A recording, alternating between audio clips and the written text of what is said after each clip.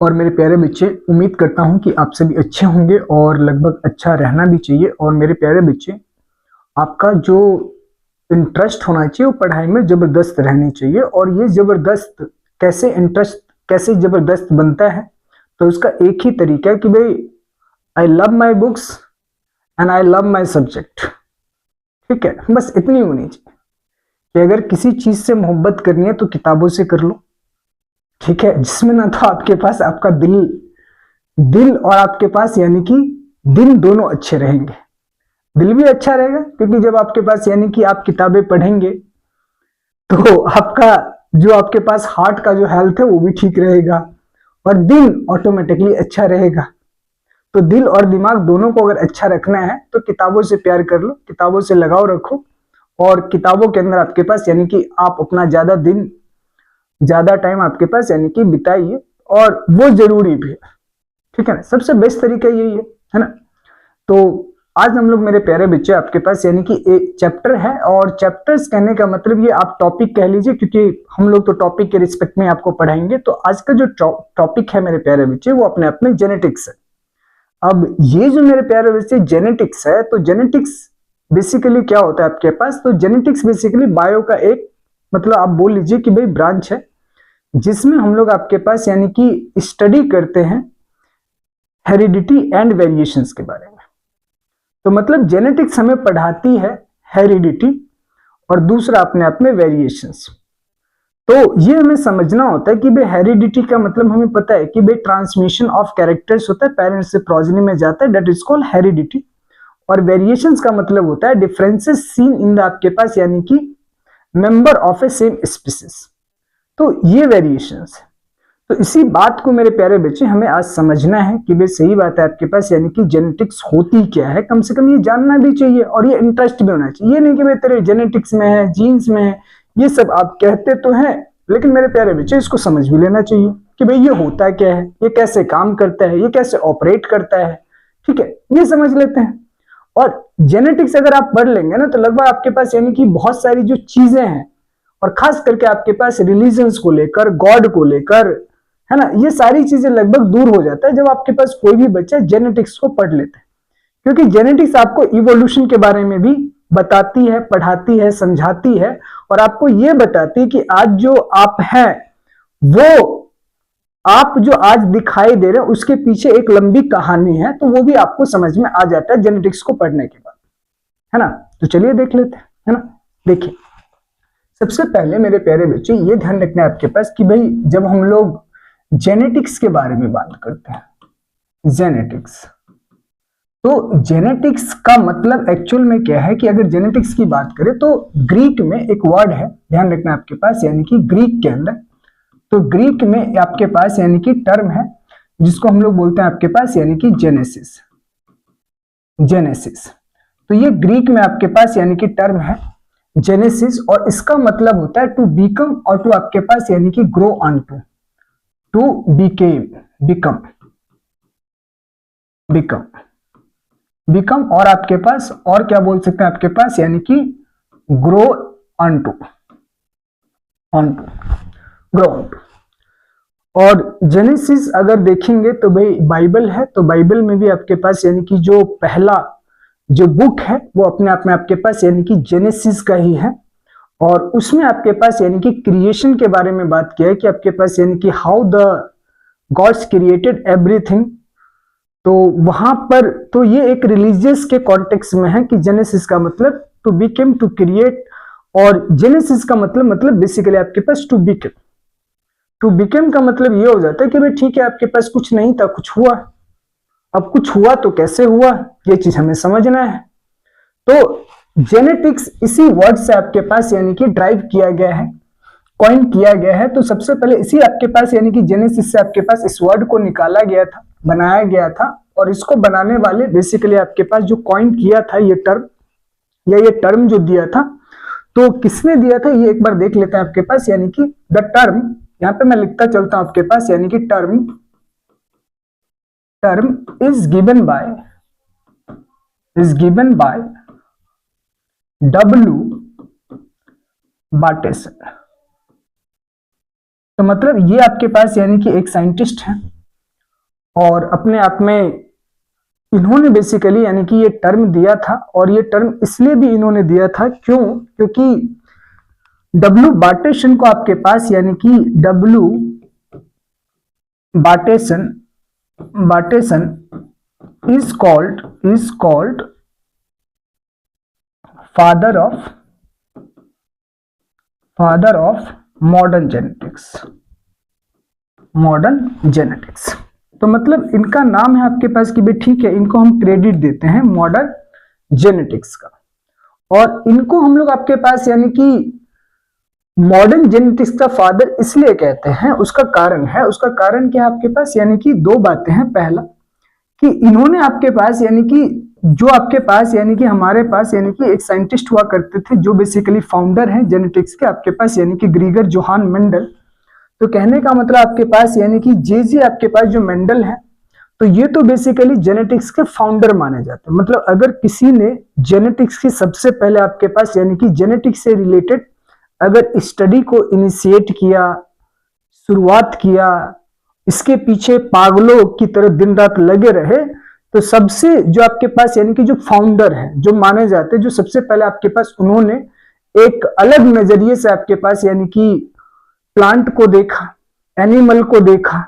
तो मतलब प्लांट और एनिमल्स को एक अलग नजर से आपके पास यानी कि देखने का जो सलीका है, जो तरीका है, वो आपके पास यानी कि इन्होंने ही किया। तो इनको बेसिकली फादर ऑफ जेनेटिक्स कहा जाता है।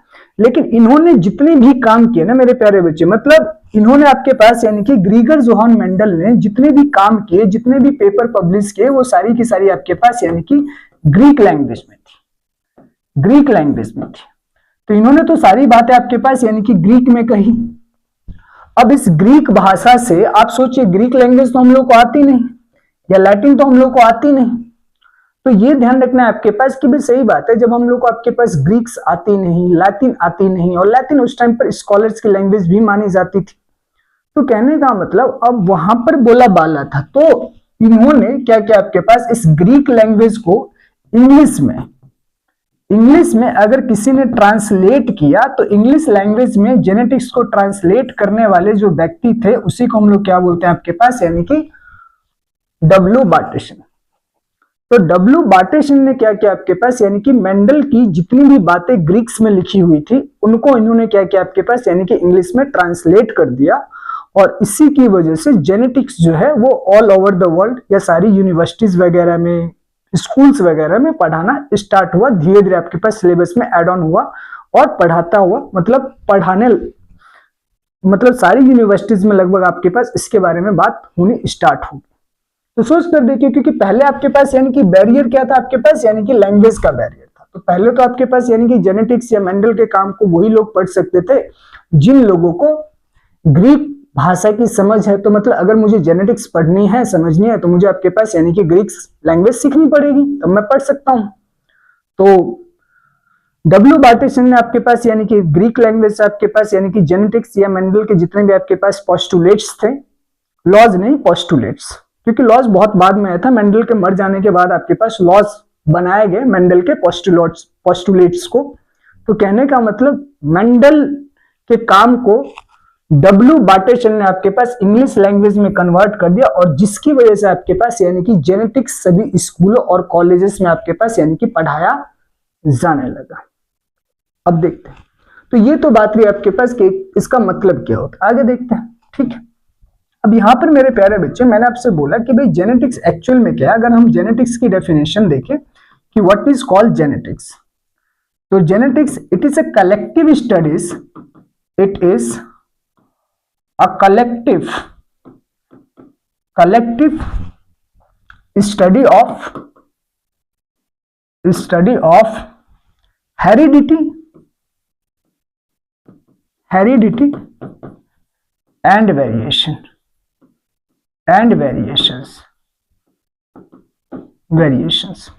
तो हम लोग आपके पास यानी कि इसमें जो आपके पास जेनेटिक्स में जो पढ़ते हैं वो दो टर्म पढ़ते हैं, एक है हेरिडिटी और दूसरा है वेरिएशंस। अब यहां पे समझना, तो जेनेटिक्स बेसिकली आपके पास यानी कि बायो का एक अलग से आपके पास यानी कि ब्रांच बनाया गया, और इसकी आपके पास यानी कि मतलब डेवलपमेंट में मतलब जेनेटिक्स को एक अलग ब्रांच के रूप में बनाने में बहुत टाइम लगा। ऐसा नहीं कि 1-2 दिन में ही हो गया, ऐसा भी नहीं होता। ठीक है, तो जितनी भी आपके पास रिसर्च पेपर होते हैं, जितने भी साइंटिस्ट पढ़ते हैं, फिर उसके बाद यानी कि उनका अपना एक कंट्रीब्यूशन होता है। तो ऐसे बहुत सारे साइंटिस्टों का कंट्रीब्यूशन रहा और बाद में जाकर एक अलग ही ब्रांच आपके पास यानी कि बनाया गया।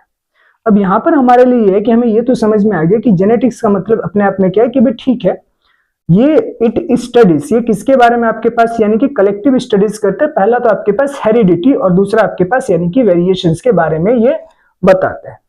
अच्छा, हेरिडिटी क्या चीज होती है, तो कहने का मतलब इसको भी देख लेते हैं। हेरिडिटी का मतलब होता है, जब हम लोग इसके बारे में बात करते हैं हेरिडिटी। अब हेरिडिटी क्या चीज है, तो भैया हेरिडिटी का मतलब होता है ट्रांसमिशन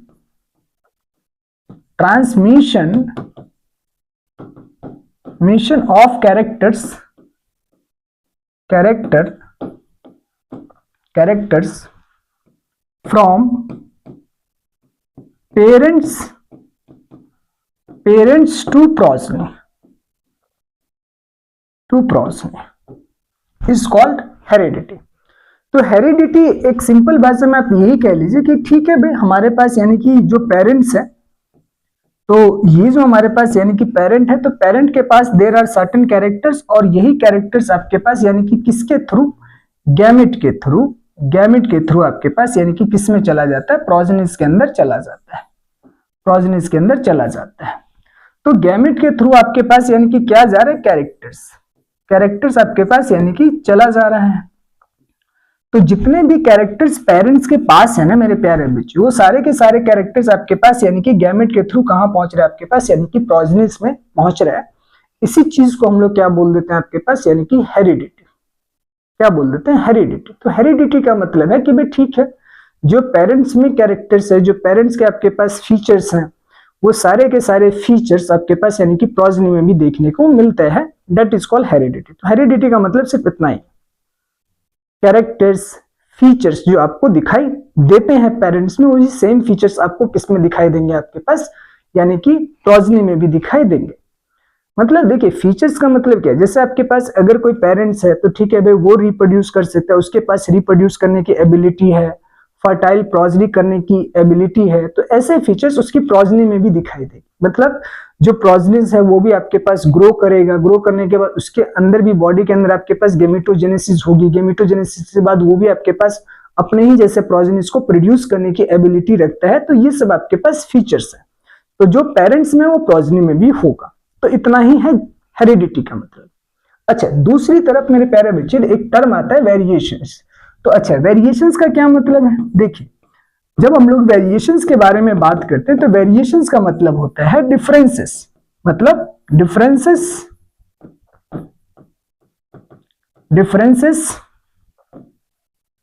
सीन इन दी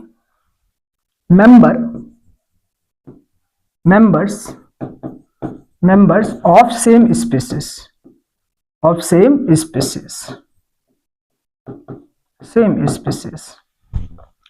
तो कहने का मतलब बच्चे वेरिएशंस क्या चीज है। तो अगर हम लोग वेरिएशंस के बारे में बात करते हैं तो वेरिएशंस का मतलब क्या हो गया कि मतलब वो सारे के सारे डिफरेंसेस, या डिफरेंसेस को दूसरी भाषा में आप चेंजेस भी कह सकते हैं। तो कहने का मतलब ये जरूरी नहीं है कि डिफरेंसेस का मतलब बच्चे आपके पास यानी कि चेंजेस से भी होता है। मतलब आपके पास यानी कि चेंजेस, अब चेंजेस क्या क्या हो सकते हैं, देखो आप समझ कर देखना मेरे प्यारे बच्चे। मतलब चेंज के बारे में जब बात करते हैं हम लोग, तो जैसे आप पहला शेप ही ले लो, आप शेप ले लो। दूसरा बच्चे आप साइज ले सकते हो। तीसरा आप कलर ले सकते हो। चौथा आपके पास यानी कि आप बिहेवियर ले सकते हो,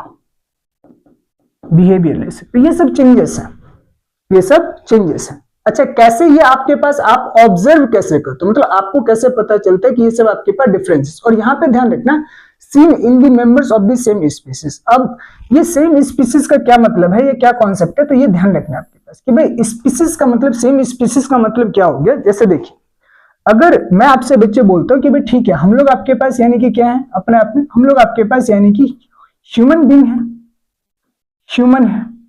और ह्यूमन की अपने आप में आपके पास एक ह्यूमन का क्या अपने आप में ह्यूमंस का पॉपुलेशन होता है। तो मतलब हर स्पीसीज का अपना क्या होता है, अपने आप में एक पॉपुलेशन होता है।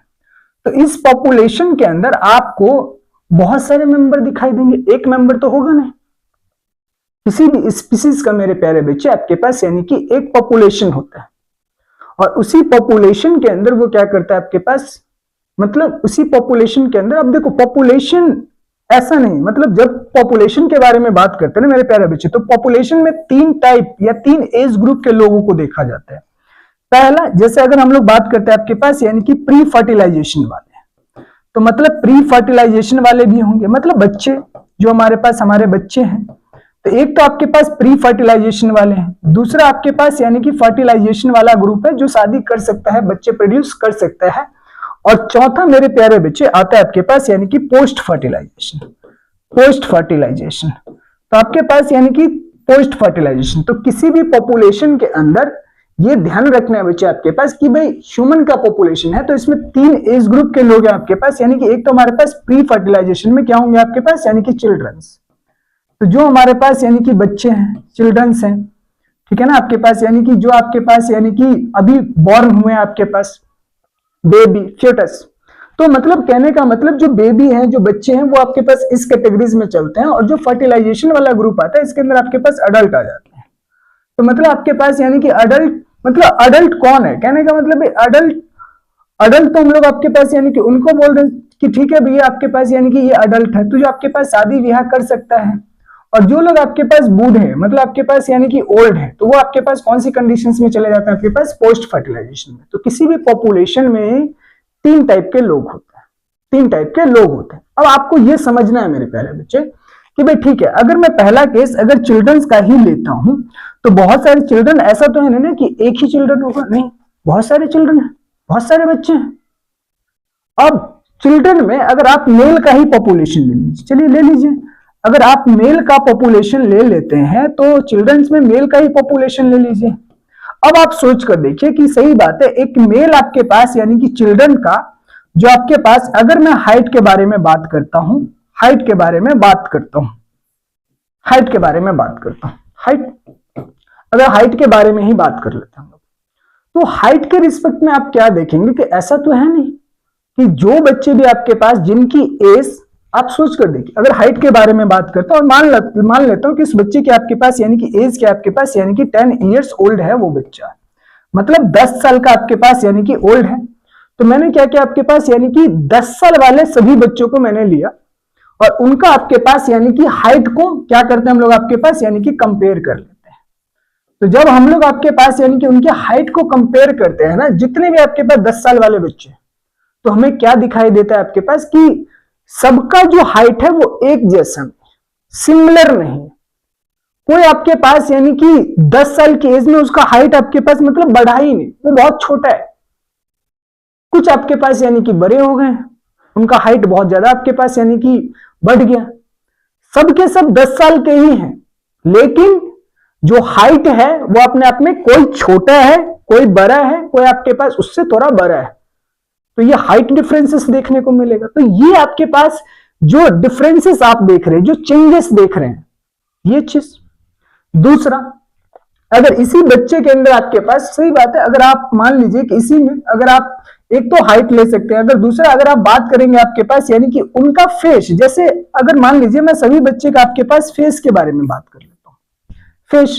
अब सोचिए आपके पास सारे के सारे 10 साल के एज वाले बच्चे हैं, सब 10 साल के, सबका फेस देखिए आप, लुक एट देयर फेसेस।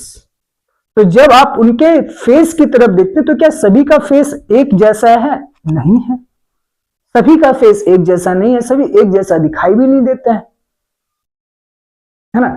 और सोच कर देखिए, हम जैसे हम लोग दिल्ली में रहते हैं, अब दिल्ली में क्या है कि आपके पास यानी कि भारत का और इंडिया से बाहर से भी आपके पास लोग आकर दिल्ली में रहते हैं। तो यहां पर अगर स्कूलों के अंदर अगर आप जाते हैं और एक ही क्लास में, एक ही सेक्शन में, जब एक क्लास के एक सेक्शन में जाते हैं, जैसे अब 10th है तो 10th ए होगा, बी होगा, सी होगा, आप 10th क्लास के 4 सेक्शन में जाकर और चारों सेक्शन के बच्चे को एक साथ खड़ा कर दीजिए, उनकी एक पिक्चर खींचिए, क्या सभी का शेप मतलब फेस का जो आपके पास यानी कि फेस सेम दिखता है, आइडेंटिकल है या नॉन आइडेंटिकल? आपको नॉन आइडेंटिकल दिखेगा। आप उसमें कलर भी देख लीजिएगा, चेहरे का कलर देख लीजिएगा। कोई बच्चा आपके पास यानी कि ज्यादा गोरा होगा, कोई आपके पास यानी कि काला होगा। तो ऐसा भी, ये भी आपको देखने को मिलेगा। किसी का नाक देख लीजिएगा, शेप, तो नाक का अगर शेप देखेंगे तो हर बच्चे का आपको अलग दिखेगा, कान का शेप देखेंगे हर बच्चे का अलग दिखेगा। ऐसा होता है। तो ये सब चीजें मेरे प्यारे बच्चे क्या बताता है, अपने आप में वेरिएशंस को बताता है, चेंजेस को बताता है। समझ पा रहे हैं? तो इसी चीज को वेरिएशंस कहते हैं। तो जेनेटिक्स के अंदर यही चीजें हमें पढ़ाई जाती कि ये जो वेरिएशंस आ रहा है वो वेरिएशंस क्यों आ रहा है और इस वेरिएशंस के पीछे क्या चीज है, ये समझना जरूरी होता है कि मतलब इस वेरिएशंस के पीछे क्या है, मतलब ऐसा क्यों हो रहा है। और ये ऐसा नहीं कि आपके पास ह्यूमन पॉपुलेशन में हम देख रहे हैं, हम प्लांट के बारे में भी बात कर सकते हैं। आप लोगों ने जैसे नाम सुना होगा कि भाई ब्रीड्स, नस्ल, तो देखते हैं कि भाई सही बात है आपके पास यानी कि एक टर्म है ब्रीड्स। तो कहने का मतलब आप लोग ब्रीड्स के बारे में बात करते हैं कि भाई सही बात है आपके पास ब्रीड्स होता है क्या चीज है, या ब्रीड क्या होता है, अलग अलग। तो ये ध्यान रखना है बच्चे आपके पास कि भाई ये हमेशा याद रखना आपके पास कि भाई स्पीसीज जो होती है, इसी स्पीसीज का आपके पास अपने आप में क्या होते हैं, डिफरेंट ब्रीड्स होते हैं, डिफरेंट ब्रीड्स होते हैं। मतलब आप सोच कर देखिए, मतलब ब्रीड्स, स्पीसीज क्या है, बाय नेचुरल सिलेक्शन, और ब्रीड्स क्या है, मतलब आर्टिफिशियल सिलेक्शन। तो अगर नेचर कोई चीज करता है, अगर नेचुरल सिलेक्शन की वजह से, नेचुरल सिलेक्शन की वजह से जो बनता है तो वो क्या बनता है, स्पीसीज बनता है। और ब्रीड्स कहने का मतलब हम लोग बनाते हैं आपके पास यानी कि आर्टिफिशियल सिलेक्शन की वजह से या डोमेस्टिकेशन की वजह से अगर हम लोग डेवलप करते तो वो ब्रीड्स कहलाते हैं। मतलब ब्रीड्स मैन के द्वारा क्रिएट किया गया, मैन के द्वारा बनाया गया। तो हम लोगों ने ये जो ब्रीड है या डिफरेंट डिफरेंट ब्रीड्स जो बनाए हैं, और ध्यान रखना है ब्रीड्स एक ही स्पीसीज का होता है, विद इन द स्पीसीज किया जाता है। तो मतलब स्पीसीज के अंदर ही आप ब्रीड्स को डेवलप कर सकते हैं। ऐसा थोड़ी ना कि अलग अलग आपके पास कर देंगे, ऐसा नहीं होता। ऐसा करवाने के बहुत सारे लोगों ने कोशिश भी किया था, लेकिन ऐसा आपके पास यानी कि सुटेबल नहीं हुआ था।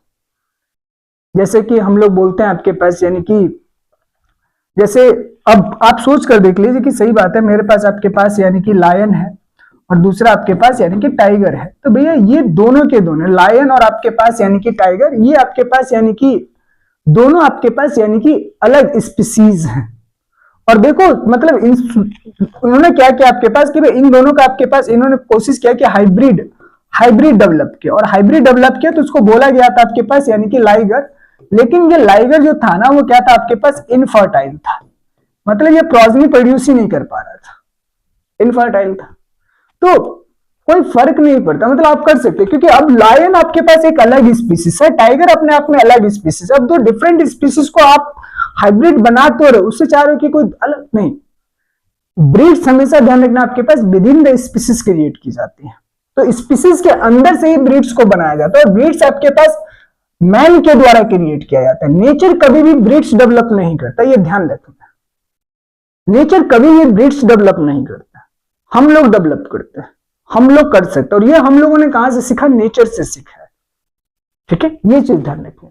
अब देखिए मैंने आपसे बोला कि भाई ठीक है वेरिएशंस, तो variations with in the species आती है। तो होमोसैपियन अपने आप में क्या है मेरे प्यारे बच्चे, एक स्पीसीज है। अब इसी स्पीसीज में मैंने आपको बोला कि भाई ठीक है इसकी जो पॉपुलेशन है इसमें आपके पास यानी कि बहुत सारे डिफरेंट शेप है, साइज है, कलर है, बिहेवियर है ना, यहां देखने को हमें मिलते हैं। तो ऐसा क्यों हुआ ये हमें समझना होता है कि ऐसा हो क्यों रहा है, इसका कारण क्या है, इसका रीजन क्या है।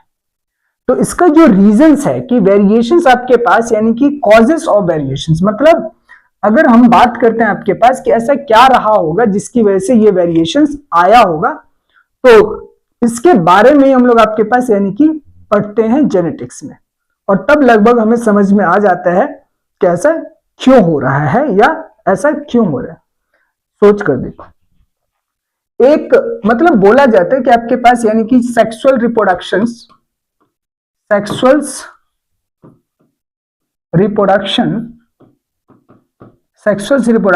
Is responsible for variations. तो मतलब सेक्सुअल रिप्रोडक्शन आपके पास किस चीज के लिए जिम्मेदार है? रिस्पॉन्सिबल, मतलब जिम्मेदार है, रिस्पॉन्सिबल फॉर वेरिएशंस। तो आपको ये तो पता चल गया कि भैया ठीक है आपके पास यानी कि वेरिएशंस आ रहा है, और जेनेटिक्स में हम वेरिएशंस की बात करते हैं। तो इस वेरिएशंस को कॉज करने वाला एक जो कारण साइंटिस्टों को आइडेंटिफाई मिला आपके पास, वो क्या मिला? Sexual reproduction. असेक्सुअल में भी होता है लेकिन, और इन्वायरमेंटल भी जिम्मेदार होता है, लेकिन फिलहाल हम सेक्सुअल को ही लेकर चल रहे हैं, बाकी बाद में जब आगे बात करेंगे तो वो भी देख लेंगे। ठीक, तो फिलहाल हम सेक्सुअल का लेकर चल रहे हैं क्योंकि हम हायर प्लांट और हायर एनिमल्स के रिस्पेक्ट में बात कर रहे हैं, अभी लोअर पे नहीं जा रहे। तो फिलहाल हमारा जो कंसर्न है आपके पास यानी कि वो हायर एनिमल्स और हायर प्लांट के रिस्पेक्ट में। ठीक, देखिए तो एक बात तो साइंटिस्ट को समझ में आ गया कि भैया देखो ये जो सेक्सुअल रिप्रोडक्शन है ना, तो sexual reproduction is responsible for variations. तो वेरिएशंस के लिए जिम्मेदार कौन है? Sexual reproduction. कौन जिम्मेदार है? Sexual reproduction.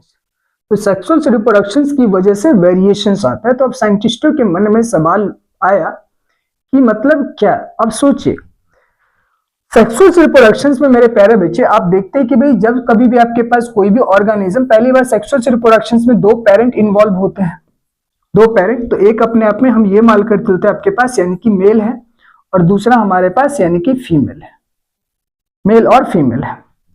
तो ठीक है आपके पास यहाँ पर गैमेटोजेनेसिस की प्रोसेस हुई, और गैमेटोजेनेसिस की वजह से आपके पास यानी कि गैमेटोजेनेसिस की वजह से आपके पास दोनों पेरेंट ने, तो मतलब ये आपके पास यानी कि formation of gamete is called gametogenesis. तो इसकी वजह से आपके पास यानी कि मेल ने क्या बनाया? अपने आप में मेल गैमेट्स बनाए। क्या बनाए? मेल गैमेट बनाए, गैमेट बनाए। अच्छा, इसमें आपके पास फीमेल ने क्या बनाया आपके पास? तो फीमेल ने बनाया आपके पास यानी कि फीमेल गैमेट, फीमेल गैमेट बनाया, है ना, बोलते हैं हम लोग। और आजकल जैसे कि मेल गैमेट में स्पर्म्स के बारे में बात कर लेते हैं हम लोग, स्पर्म है, और फीमेल गैमेट के अंदर आपके पास ओवम के बारे में बात कर लेते हैं हम लोग, है ना, ओवम, या इसी को हम लोग क्या बोलते हैं आपके पास यानी कि एग बोलते हैं। ठीक, ये गैमेट है, ये गैमेट है ना, ये मेल के पास स्पर्म्स है, फीमेल के पास ओवम है, ये दोनों गैमेट है। ठीक है, जब मेल गैमेट और फीमेल गैमेट के बारे में हम लोग बात करते हैं तो अब सोच कर देखिए कि भाई मेल गैमेट स्पर्म एक सेल है, ओवम एक सेल है, लार्ज है, बड़ा है एज कंपेयर टू स्पर्म। तो कहने का मतलब स्पर्म अपने आप में क्या है मेरे प्यारे बच्चे? एक सेल है, एक सेल है जिसको हम लोग आपके पास जर्म सेल कहते हैं। क्या बोलते हैं आपके पास? यानी कि जर्म सेल, या आपके पास यानी कि बोल सकते हैं जर्म सेल, क्योंकि आपके पास यानी कि जर्मिनल मदर सेल से ही आया है। अच्छा, इधर आपके पास हमारे पास यानी कि ओवम भी है, तो ये भी अपने आप में क्या है? एक सेल है, सेल है। तो ये हमारे पास स्पर्म भी एक सेल है और ओवम भी सेल है। और ये आया कहां से आपके पास? तो ये मेल से आया और ये आपके पास यानी कि फीमेल से आया है ना। यहां तक क्लियर होना चाहिए। अब हमें यह देखना होता है कि एक्चुअल में इस सेल और इस सेल के अंदर क्या चीज है, मतलब अगर इस सेल के अंदर क्या चीज ऐसा है जो वेरिएशंस को कंटेन करता है, या ऐसा तो नहीं कहीं आपके पास ये नहीं कि इस सेल के अंदर वेरिएशंस लाने वाले फैक्टर्स प्रेजेंट हो, ऐसा क्या चीज है?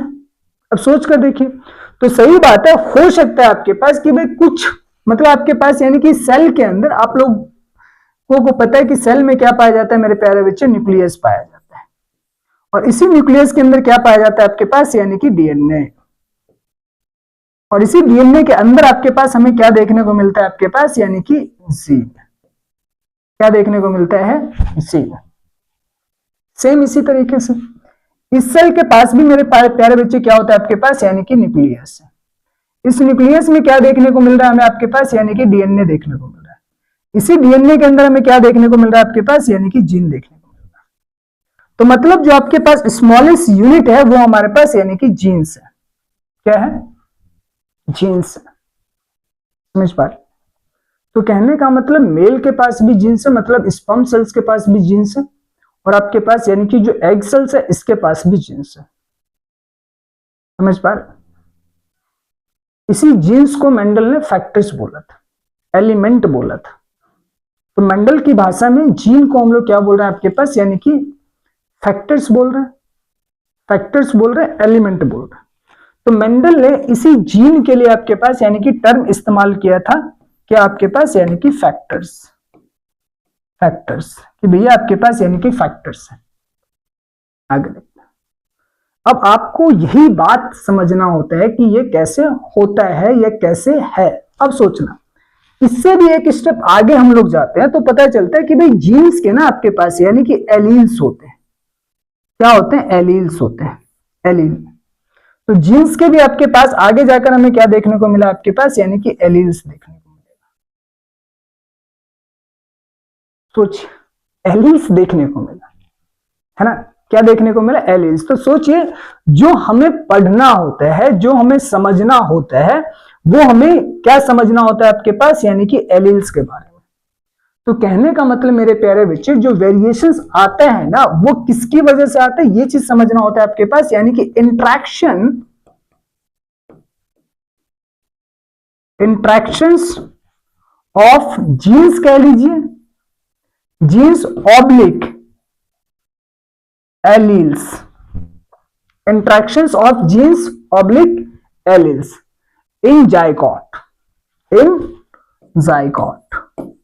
क्योंकि जब मेल गैमिट फीमेल गैमिट से आपके पास फ्यूज करेगा तो क्या बनेगा आपके पास, यानी कि जाइगोट बनेगा। क्या बनेगा? जाइगोट। तो जाइगोट अपने आप में एक सिंगल सेल है, और ये किसकी वजह से बना है? जब आपके पास यानी कि मेल गैमिट और फीमेल गैमिट बनता है। तो जब मेल और फीमेल गैमिट फ्यूज करता है तो कहने का मतलब मेल गैमिट भी क्या कैरी कर रहा है आपके पास, यानी कि एलील्स को कैरी कर रहा है, जीन्स को कैरी कर रहा है। और इधर आपके पास फीमेल गैमिट भी क्या कैरी कर रहा है आपके पास, जीन्स को कैरी कर रहा है, एलील्स को कैरी कर रहा है। समझ पा रहे? अब सोच कर देखिए कि भाई ये जो आपके पास यानी कि जीन्स और एलील्स है, इनका जो आपके पास जब ये फ्यूज होते हैं, मतलब इंट्रैक्शंस कब होते हैं, जब ये ध्यान रखना है आपके पास कि इंट्रैक्शंस कब होते हैं, जब आपके पास यानी कि ये दोनों न्यूक्लियाई फ्यूज होते हैं। तो जो एलील्स हैं, जो जीन्स हैं, वो आपस में इंटरेक्ट करते हैं, और इनके इंट्रैक्शंस की वजह से, अब देखो यहां पर इंट्रैक्शंस के बारे में ना अगर हम बात करेंगे तो इंट्रैक्शन दो टाइप में हो जाते हैं। एक तो आपके पास अगर देख लीजिए, मान लीजिए मैंने कहा कि ये आपके पास यानी कि मेल एलील्स था, एलील्स था, ये किसके साथ इंटरेक्ट कर रहा है आपके पास, तो ये इंटरेक्ट कर रहा है किसके साथ आपके पास, यानी कि फीमेल एलील्स के साथ, फीमेल एलील के साथ। पहली चीज तो पहले तो आपके पास ये आपस में कर रहा है कि मेल एलील्स इंटरेक्ट कर रहा है आपके पास यानी कि फीमेल एलील्स के साथ। दूसरा, अब ये जो एलील्स है होंगे तो केमिकल्स हैं, और ऑफकोर्स केमिकल्स हैं, ठीक है, क्योंकि ये एलील्स वगैरह किसके टर्म्स में होंगे, न्यूक्लियोटाइड के टर्म्स में होंगे। तो है तो ये अपने आप में केमिकल्स, और कोई भी जो केमिकल्स होती है उसके आपके पास यानी कि फिजिकल जो इन्वायरमेंट है, फिजिकल इन्वायरमेंट का मतलब जो टेम्परेचर है, जो पीएच है। अब ये दो चीज बड़ा इंपॉर्टेंट फैक्टर्स होते हैं। हमारा जो इन्वायरमेंट है वो कांस्टेंट तो नहीं है। कांस्टेंट नहीं का मतलब क्या है, कांस्टेंट का मतलब ये होता है कि भाई ठीक है फिक्स है, अगर टेम्परेचर 36 डिग्री सेल्सियस है तो 36 ही रहना चाहिए, ऐसा तो नहीं होता। टेम्परेचर आपके पास वेरी करती है, तो टेम्परेचर वेरिएबल है, लाइट की आपके पास इंटेंसिटी वेरिएबल होती है, और इसी तरीके से पीएच भी क्या है मेरे प्यारे बच्चे, वेरिएबल्स है। तो इसकी वजह से क्या होता है कि एक तो आपके पास इन दोनों का इंट्रैक्शन चल रहा है, और दूसरी तरफ आपके पास इन एलील्स का इंट्रैक्शन किसके साथ चल रहा होता है आपके पास, यानी कि इन्वायरमेंट के साथ, इन्वायरमेंट के साथ। तो इन्वायरमेंटल फैक्टर्स के साथ भी इनका क्या चल रहा होता है, इंट्रैक्शन चल रहा होता है, इंट्रैक्शन चल रहा होता है। तो पहला इंट्रैक्शन एलील्स के बीच में चल रहा है, और दूसरा इंट्रैक्शन एलील्स और इन्वायरमेंट के बीच में चल रहा है। समझिए, देखिए अब ये जो दो आपके पास इंट्रैक्शन चल रहा है ना, इसी इंट्रैक्शंस के बीच में जो आपके पास यानी कि ज्यादा एक्टिव होगा, है ना। जो ज्यादा एक्टिव होगा, या आप ये बोल सकते हैं आपके पास कि ठीक है, ये दो इंट्रैक्शंस की वजह से जो आपके पास स्टेबिलिटी की तरफ लेकर जाएगा। स्टेबिलिटी का मतलब सर्वाइवल से है लिविंग के केस में, ठीक। तो इन एलिल्स का आपस में तो इंट्रैक्शन चल रहा है, प्लस इन्वायरमेंट के साथ भी चल रहा है। और फाइनली इन्वायरमेंट और एलिल्स का इंट्रैक्शंस बेसिकली क्या डिटरमाइन कर देते हैं आपके पास, यानी कि फिनोटाइप क्या डिटरमाइन कर देता है, फिनोटाइप। तो जो हमें वेरिएशंस या फिनोटाइप्स दिखाई देती हैं, ऑब्जर्व करते हैं हम लोग, वो किसकी वजह से होता है आपके पास, यानी कि ये दो इंट्रैक्शंस की वजह से। तो ये ध्यान रखना है आप लोग, यहीं से वेरिएशंस के बारे में हम लोग बात करते हैं। तो वेरिएशंस आपको इस तरीके से समझने की कोशिश करना होता है कि व्हाट इज वेरिएशंस, या वेरिएशंस होता क्या है। चलिए यहां तक तो थोड़ा बहुत क्लियर है, क्लियर हुआ होगा। चलिए देखते हैं, आइए थोड़ा सा। तो आपको तो ये तीन टर्म समझ में आ गया। अब यहाँ पे थोड़ा सा मैं कुछ बातें कर रहा हूं मेरे प्यारे बच्चे कि भाई हिस्ट्री ऑफ रिसर्चेस में थोड़ा सा नाम देख लेते हैं एक बार। हिस्ट्री ऑफ रिसर्चेस मतलब हिस्ट्री ऑफ रिसर्चेस में आपके पास, यानी कि भाई सही बात है आपके पास, यानी कि जेनेटिक्स के अंदर बहुत सारे रिसर्च किए गए। अभी उस पर भी बात करेंगे, फिनोटाइप क्या होता है उन सब के बारे में थोड़ा डिटेल में बात करेंगे। तो आज पढ़ना ही है तो कोई बात नहीं, आज थोड़ा डिटेल में बात कर लेते। चीजों को ऐसे पढ़ना है कि भाई समझ में भी आ जाए, और हर जो टर्म है जेनेटिक्स के अंदर वो बहुत ही प्रिसाइज वे में, एक्यूरेट वे में आपके दिमाग में जाना चाहिए। मेन मकसद यही होता है पढ़ाने का, टीचर का भी पढ़ाने का, क्योंकि ऐसा तो है नहीं कि मतलब बस टर्म बोल दिया पता नहीं, तो ऐसा तो नहीं होना चाहिए। टर्म बोला है तो इस टर्म के आपके पास यानी कि समझ रखते हैं, और समझ ही बेसिकली आपको हेल्प करता है जब आप क्वेश्चंस को सॉल्व करते हैं। तो पहले भी एक समझ बनानी चाहिए हमें कि भाई ये समझ है इस टर्म की, तो ये समझ पैदा करनी है हम लोगों को, है ना। और यही एक मतलब भी होना चाहिए आपके पास, यानी कि पढ़ने और पढ़ाने का। तो आप लोग भी पढ़ रहे हैं, मैं भी सीख ही रहा हूं, तो इसी प्रोसेस में हम लोग आपके पास यानी कि सीख रहे, पढ़ रहे, तो पढ़ते रहे। देखिए हिस्ट्री ऑफ रिसर्चेस में अगर बात करते हैं जेनेटिक्स के रिस्पेक्ट में कि भाई सही बात है आपके पास, तो ये ध्यान रखना है आपके पास कि भाई सही बात है। पहला जैसे आपके पास यानी कि ग्रीगर जोहान मेंडल, मतलब आपके पास ग्रीगर जोहान आपके पास यानी कि जो मेंडल है, Mendel is called father of genetics, और father of genetics, father of genetics. तो मतलब जेनेटिक्स के अगर कोई फादर है तो कौन है आपके पास, ग्रीगर जोहान मेंडल। दूसरा मेरे प्यारे बच्चे आपके पास, यानी कि मैंने आपसे बोला था ना आपके पास, यानी कि W Bateson, Bateson is called father of modern genetics, modern genetics. अगर ये नहीं होते तो हम लोग शायद आज जेनेटिक्स नहीं पढ़ रहे होते, और आज शायद हो सकता है कि हम लोग को जेनेटिक्स को पढ़ने के लिए लैटिन भाषा सीखना पड़ता। समझ पा रहे? तो मतलब कहने का मतलब इनकी देन है कि भाई ठीक है आपके पास इन्होंने दिया तो इसलिए हम लोग पढ़ रहे हैं।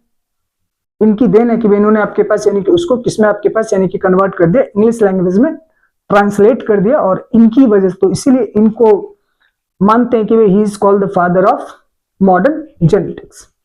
अच्छा, इसमें बात करने बढ़ेंगे। तीसरी बात मेरे प्यारे बच्चे आपके पास कि भाई ठीक है आपके पास यानी कि थॉमस टीएच मॉर्गन, तो T H Morgan is called father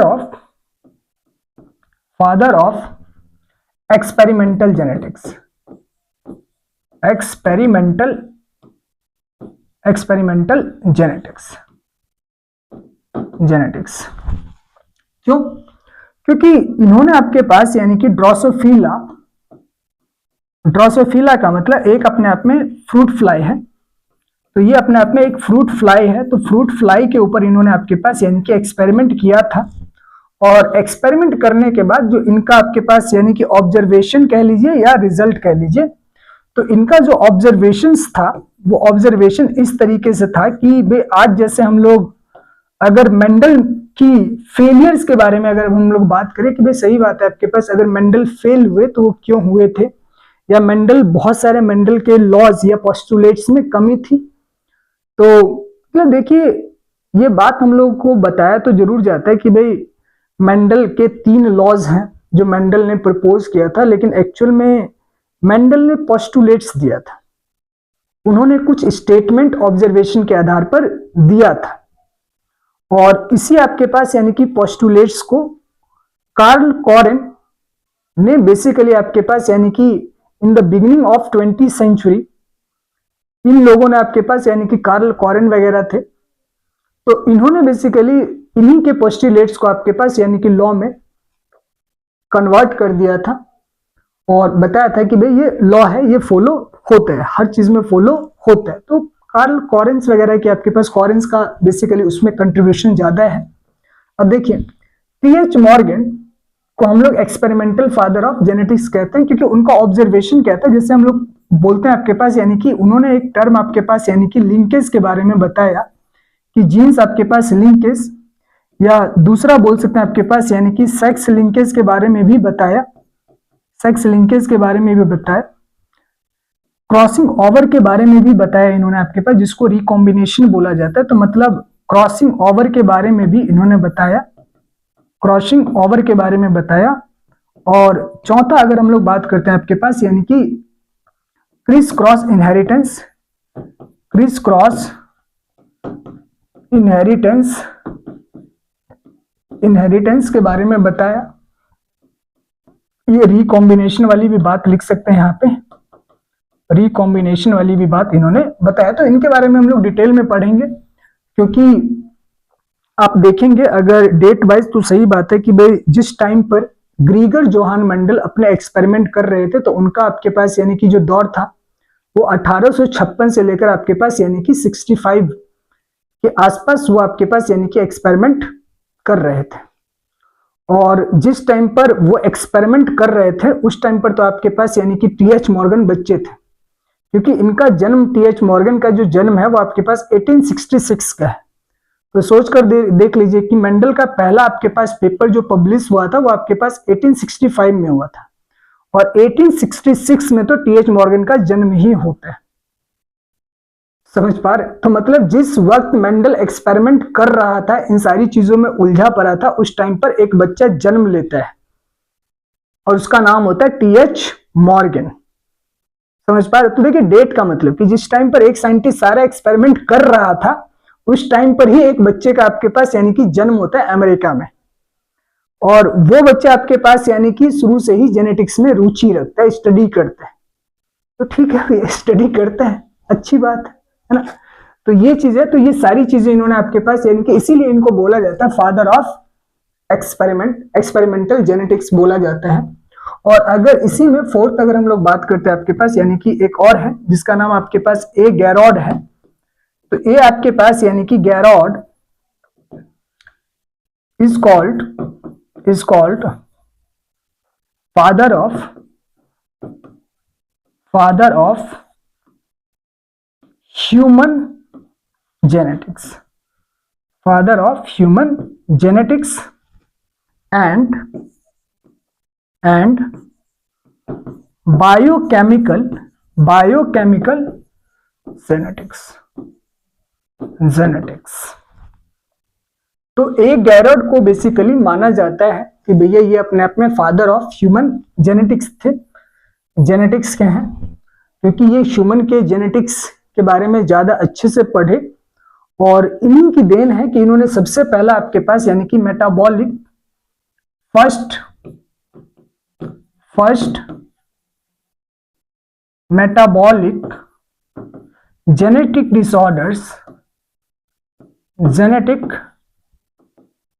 disorder को डिटेक्ट किया था, पता लगाया था। और वो जो फर्स्ट मेटाबॉलिक जेनेटिक डिसऑर्डर था, मतलब उसको हम लोग बोलते हैं आपके पास यानी कि अल्केप्टोनूरिया। तो ये आपके पास यानी कि अल्केप्टोनूरिया, तो एल्केप्टोनूरिया अपने आप में एक मेटाबॉलिक जेनेटिक डिसऑर्डर्स है, तो कहने का मतलब ये अपने आप में मेटाबॉलिक जेनेटिक डिसऑर्डर्स है, मतलब इसे ब्लैक यूरिन डिसीज भी बोला जाता है। तो ये ब्लैक यूरिन डिसीज भी कहा जाता है, ब्लैक यूरिन डिसीज भी कहा जाता है इसको। और इसको ऐसा क्यों कहा जाता है, उसका कारण है।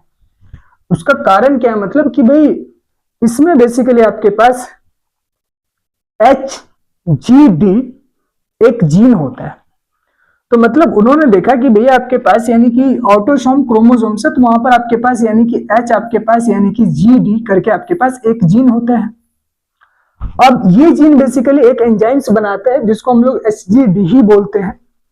और इस जीन का आपके पास मतलब इस एंजाइम्स का काम होता है आपके पास कि जो हमारे पास यानी कि फिनाइल एलालाइन है और टायरोसिन है, मतलब जो एमिनो एसिड्स है उसको आपके पास यानी कि कैटालाइज करना, इसका काम होता है। लेकिन जब इस जीन के अंदर डिफेक्ट होता है तो इसकी वजह से आपके पास यानी कि एमिनो एसिड्स मतलब टायरोसिन वगैरह आपके पास यानी कि को कैटालाइज नहीं करता है। और उसकी वजह से आपके पास यानी कि वो जो आपके पास एमिनो एसिड्स वगैरह होते हैं, ये जो हमारे पास यानी कि एमिनो एसिड्स है, मतलब आपके पास यानी कि टायरोसिन, तो कहने का मतलब ये सिंपली किसमें आपके पास यानी कि कन्वर्ट हो जाता है, आपके पास यानी कि HGA में, इसमें कन्वर्ट हो जाता है। और मतलब इसमें कन्वर्ट हो जाता है, उसके बाद आपके पास जो हमारी टिश्यूज हैं, सेल्स हैं, उसके साथ आपके पास यानी कि ये उसके सरफेस पर रहता है और धीरे धीरे आपके पास यानी कि डार्क कलर प्रोड्यूस करना स्टार्ट करता है।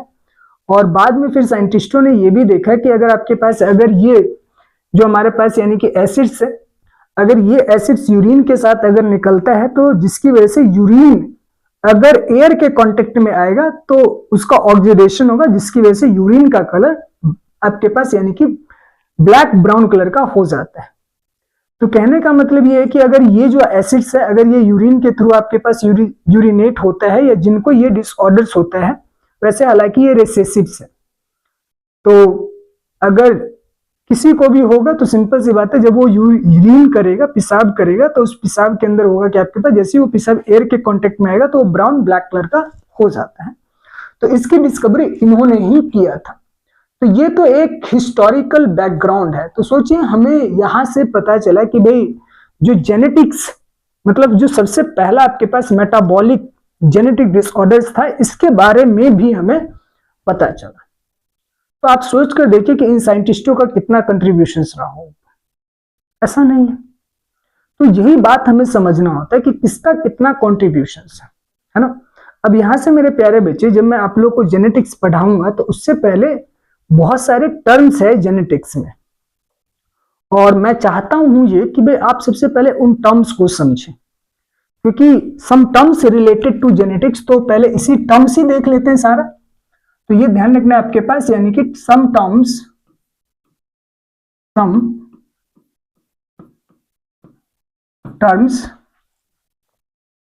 रिलेटेड टू जेनेटिक्स,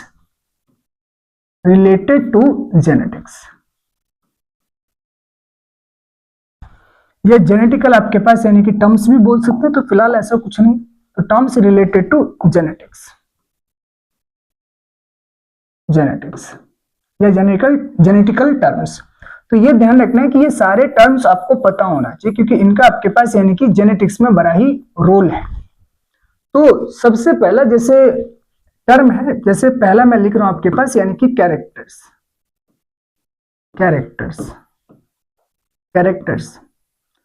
तो कैरेक्टर्स का मतलब आपके पास यानी कि characteristics features of organism.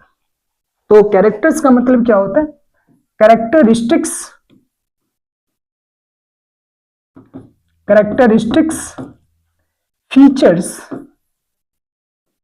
Features of organism. तो किसी भी ऑर्गेनिज्म का जो आपके पास यानी कि फीचर्स है उसको हम लोग क्या बोलते हैं, कैरेक्टर्स बोलते हैं।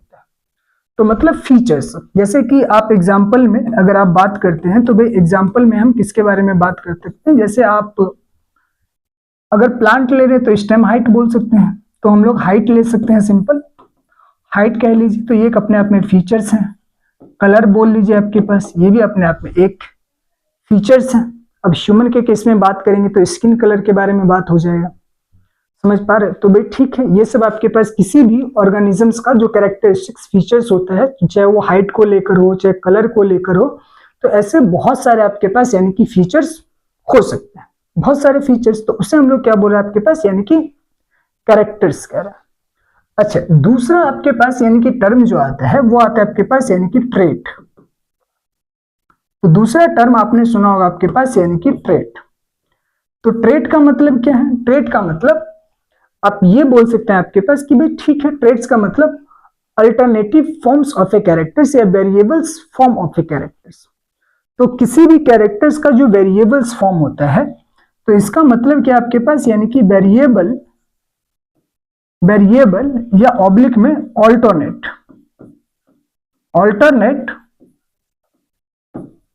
Form of a characters. तो किसी भी कैरेक्टर्स का जो अपने आप में जो अल्टरनेट फॉर्म है या आपके पास यानी कि वेरिएबल फॉर्म है, तो उसका जैसे देखिए, अब कैरेक्टर्स, मान लीजिए कैरेक्टर्स के रिस्पेक्ट में अगर मैं बात करता हूं कि मैंने आपके पास कैरेक्टर्स लिया, क्या आपके पास यानी कि स्टेम हाइट, प्लांट में स्टेम हाइट को ही कंसीडर करते हैं, तो स्टेम हाइट लिया। तो अब इस आपके पास यानी कि कैरेक्टर्स, जो आपके पास एक कैरेक्टर्स है स्टेम हाइट, तो इसके ट्रेट्स क्या होंगे? तो ट्रेट्स आपके पास यानी कि अब देखिए ट्रेट्स, तो या तो आपके पास स्टेम क्या होगा मेरे प्यारे बच्चे, टॉल होगा, या तो आपके पास क्या होगा, ड्वार्फ होगा। क्या होगा? ड्वार्फ होगा। तो टॉल और ड्वार्फ ये अपने आप में ट्रेट्स कहलाते हैं। क्या कहलाते हैं? ट्रेट्स कहलाते हैं। तो कहने का मतलब इसी तरीके से, अब इसी में देख लीजिए, मान लीजिए अगर मैं मतलब ऐसा, ठीक है, अगर सीड का ही शेप है, क्योंकि इससे जल्दी आप लोग समझ जाते हैं, तो एक कैरेक्टर पी प्लांट के अंदर, तो अगर मान लीजिए कि मैंने कहा कि भाई आपके पास यानी कि सीड शेप, तो अगर आप सीड के शेप एक कैरेक्टर्स हो गया, अब शेप जो है वो अपने आप में राउंड भी हो सकता है और रिंकल भी हो सकता है। बात तो सही है, बात तो सही है। तो ये अपने आप में, तो कहने का मतलब वेरिएबल्स फॉर्म होते हैं। क्या होता है? Variables form. तो ट्रेट अपने आप में किसको रिप्रेजेंट करता है कि भाई किसी भी जो कैरेक्टर्स है उस कैरेक्टर्स के जो अल्टरनेट फॉर्म्स है, एक से जो ज्यादा आपके पास यानी कि फॉर्म्स है। और ये ध्यान रखने वाली चीज होता है कि भाई ऐसा जरूरी नहीं कि मतलब हर केस में आपके पास दो ही फॉर्म्स होंगे, ऐसा जरूरी भी नहीं है, ऐसा जरूरी है, ठीक है, ये भी ध्यान रखना। तो ऐसा जरूरी है, ठीक। आगे चलते हैं। तो कैरेक्टर्स और ट्रेट्स क्लियर हो जाना चाहिए कि भाई ठीक है, आपके पास कैरेक्टर्स हम किसे कह रहे हैं और ट्रेट्स हम लोग आपके पास यानी कि किसे कह रहे हैं, है ना। चलिए आगे चलते हैं। अब मेरे प्यारे बच्चे, एक टर्म है आपके पास यानी कि जीन्स। तो जो तीसरा हमारे पास यानी कि टर्म है, इसे हम लोग क्या बोलते हैं आपके पास, यानी कि जीन्स बोलते हैं, जीन बोलते हैं। तो मतलब जीन्स क्या होता है, तो इसमें कुछ पॉइंट्स लिख सकते हैं, जैसे unit of inheritance, unit of inheritance, inheritance, unit of inheritance है मतलब इनहेरिटेंस मतलब सेम है, it is the process in which characters are आपके पास यानी कि transfer from parents to progeny is called inheritance. तो इनहेरिटेंस इज द प्रोसेस, तो इनहेरिटेंस क्या आपके पास यानी कि प्रोसेस है जिसमें आपके पास कैरेक्टर जो होता है वो आपके पास पेरेंट्स से प्रोजनी में जाता है। इसी प्रोसेस को हम लोग क्या बोल देते हैं, इनहेरिटेंस बोल देते हैं, और it is the basis of heredity. तो इनहेरिटेंस जो होता है अपने आप में बेसिस होता है हेरिडिटी का। तो इन दोनों का डेफिनेशन सेम रहता है, हेरिडिटी या इनहेरिटेंस दोनों बोल सकते हैं, ठीक, इनमें कोई ज्यादा खास अंतर नहीं, ठीक। यूनिट ऑफ इनहेरिटेंस, जीन की अगर डीएनए के रिस्पेक्ट में अगर हम लोग आपके पास डेफिनेशन देखेंगे, तो small segment of A DNA is called gene. A small segment, A small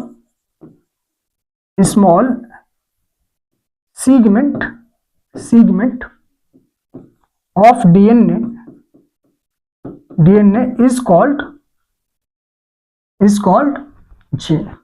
तो मतलब जीन्स बेसिकली क्या है हमारे पास कि भाई ठीक है, डीएनए के ऊपर एक छोटा सा आपके पास यानी कि सेगमेंट है, एक स्मॉल आपके पास यानी कि सेगमेंट है, एक छोटा सा पार्ट डीएनए के ऊपर। क्योंकि अब सोच कर देखिए, हमारा जो डीएनए है उसकी लेंथ आपके पास 2.2 मीटर है, ह्यूमन की बात कर रहा हूं मैं। तो ह्यूमन का जो आपके पास यानी कि डीएनए है, तो इस डीएनए का आपके पास यानी कि, तो डीएनए का अगर हम लोग लेंथ की रिस्पेक्ट बात करते हैं कि भाई डीएनए का आपके पास यानी कि लेंथ कितना होगा, तो डीएनए का लेंथ जो है मेरे प्यारे बच्चे वो 2 पॉइंट आपके पास यानी कि 2 मीटर है। सोचिए ये डीएनए की लेंथ है, और इस 2.2 में से अब सोच कर देखिए भाई ठीक है आपके पास 2.2, तो 2.2 में मैंने आपसे ये बोला कि भाई ठीक है आपके पास यानी कि कुछ ऐसे मान लीजिए कि एक छोटा सा आपके पास यानी कि सेगमेंट है यहां पर, ये चीज, ये चीज, ये चीज, ये चीज, तो इसको हम लोग क्या करें, ये जो आपके पास स्मॉल फ्रेगमेंट है, स्मॉल सेगमेंट है, इसी को हम लोग क्या करें आपके पास यानी कि जीन कह रहे हैं। क्या कह रहे हैं आपके पास यानी कि जीन कह रहे हैं। तो जीन हमारे पास क्या आपके पास यानी कि ये जो आप स्मॉल फ्रेगमेंट देख रहे हैं, तो that is called gene, that is called gene. समझ पा रहे हैं? तो 2.2 मीटर का डीएनए जो हमें देखने को मिलता है, लेंथ देखने को मिलता है, उसका छोटा सा फ्रेगमेंट ही बेसिकली क्या कहलाता है, जीन्स कहलाता है। आगे चलते हैं, आगे देखते हैं। अब जीन्स में कुछ डेफिनेशंस और भी हैं, जैसे आपके पास यानी कि जो जीन्स था इसको मेंडल ने बेसिकली आपके पास यानी कि फैक्टर्स कहा था, एलिमेंट कहा था। तो it is called, gene is called factors, factors और एलिमेंट, और एलिमेंट। तो जीन को फैक्टर और एलिमेंट्स भी कहा गया था, और किसने कहा था आपके पास यानी कि मेंडल्स ने कहा था। और ये जो टर्म है ना जीन, ध्यान रखना आपके पास, तो जीन जो आपके पास यानी कि टर्म है, जीन टर्म, तो इस टर्म इज गिवन बाय, इसको देने वाला आपके पास यानी कि जोहानसन थे। तो जोहानसन ने बेसिकली आपके पास यानी कि जोहानसन, तो जोहानसन ने बेसिकली इस टर्म को दिया था, है ना। अच्छा, ये जो जीन्स है, तो जीन्स के बेसिकली आगे जाकर मतलब फैक्टर, तो ठीक है भाई मेंडल ने बोला कि भाई ठीक है ये सब आपके पास, मतलब मेंडल क्या मतलब ये सब तो डेफिनेशन है। तो आपको ये ध्यान रखना है जीन क्या है, यूनिट ऑफ इनहेरिटेंस। जीन को दूसरी भाषा में डीएनए के रिस्पेक्ट में कैसे बात करते हैं कि एक छोटा सा आपके पास सेगमेंट है। मेंडल ने जीन को ही बेसिकली क्या बोला था आपके पास यानी कि फैक्टर। तो फैक्टर वाली बात आपके पास यानी कि किसने बोला था आपके पास यानी कि मेंडल ने बोला था। ये अपने आप में मेंडल है। अच्छा, इसी फैक्टर्स को जीन आपके पास यानी कि नाम किसने दिया आपके पास यानी कि जोहानसन ने दिया था। किसने दिया था? जोहानसन ने। तो जोहानसन ने बोला कि भाई जीन अपने आप में क्या कहलाता है आपके पास यानी कि मतलब फैक्टर्स क्या कहलाता है, जीन कहलाता है। तो ठीक है, इन्होंने फैक्टर्स को जीन्स बोल दिया, है ना। आगे देखते हैं। अब आगे मेरे प्यारे बच्चे, इन्होंने ये भी बोला कि भाई जो आपके पास यानी कि डोमिनेंट जीन्स बोल लीजिए या एलिल्स बोल लीजिए, अब जीन्स बोल लीजिए या एलिल्स बोल लीजिए, तो डोमिनेंट जीन्स को हम लोग क्या बोल सकते हैं आपके पास कि भाई वो अपने आप में कैपिटल लेटर से लिखा जाता है, और जो आपके पास रेसेसिव्स होते हैं उसको आपके पास स्मॉल लेटर से लिखा जाता है। तो genes dominant genes in written in capital letter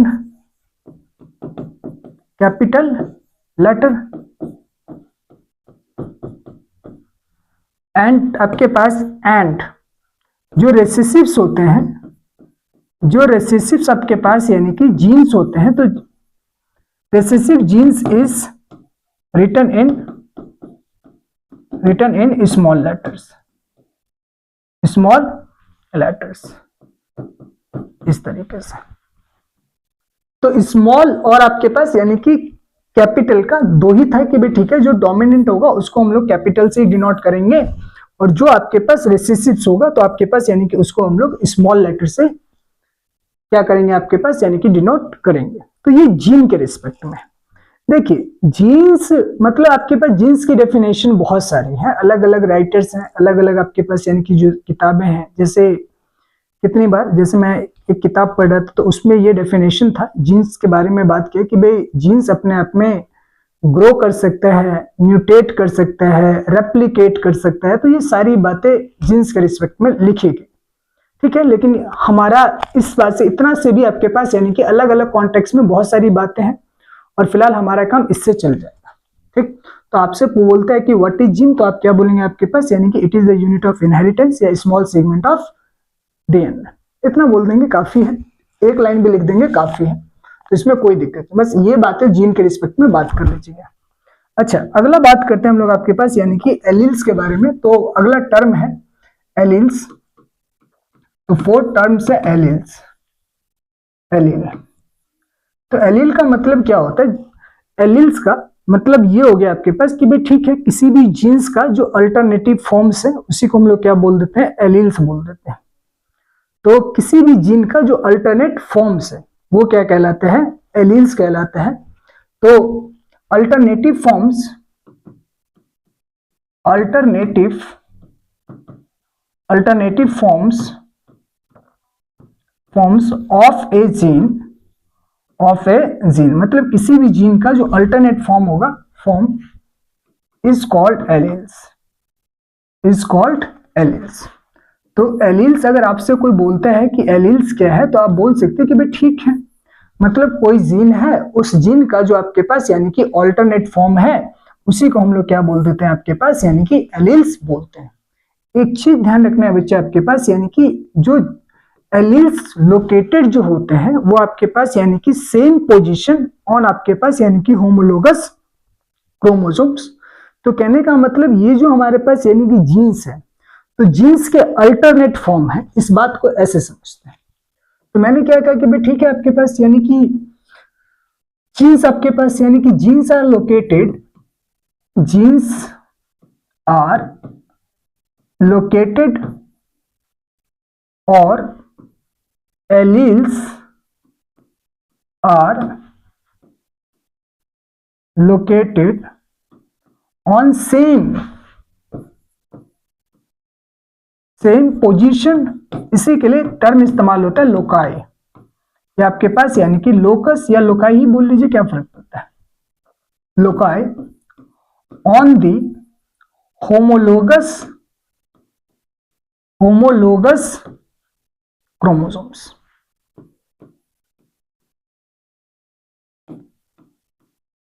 chromosomes तो कहने का मतलब क्या होगा, देखिए अगर मान लीजिए मैंने आपसे ये बोला, एक सिंपल भाषा में आप ऐसे समझिए कि एलील्स हुआ क्या। मान लीजिए मैंने आपसे बोला कि भाई ठीक है, मेरे पास आपके पास यानी कि ये एक क्रोमोसोम्स है, ये मेरे पास एक क्रोमोसोम्स है, और यहां पर आपके पास यानी कि कैपिटल P है। इसी तरीके से चलिए यहां पे भी बना सकते हैं, यहां पे मान लीजिए मैंने कहा कि कैपिटल R है, एक क्रोमोसोम्स हो गया, दूसरा क्रोमोसोम्स भी बना लेते हैं,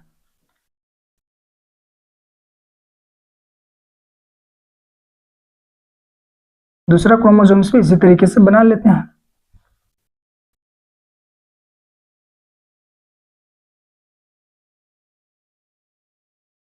इस तरीके से। तो यहां पे मैंने कहा कि भाई ठीक है, यहां पर मेरे पास जो आपके पास यानी कि स्मॉल p है, स्मॉल p है, और यहां पर आपके पास यानी कि स्मॉल r है। तो ये जो मेरे प्यारे बच्चे हैं, ये क्या आपके पास यानी कि homologous chromosomes, homologous chromosomes,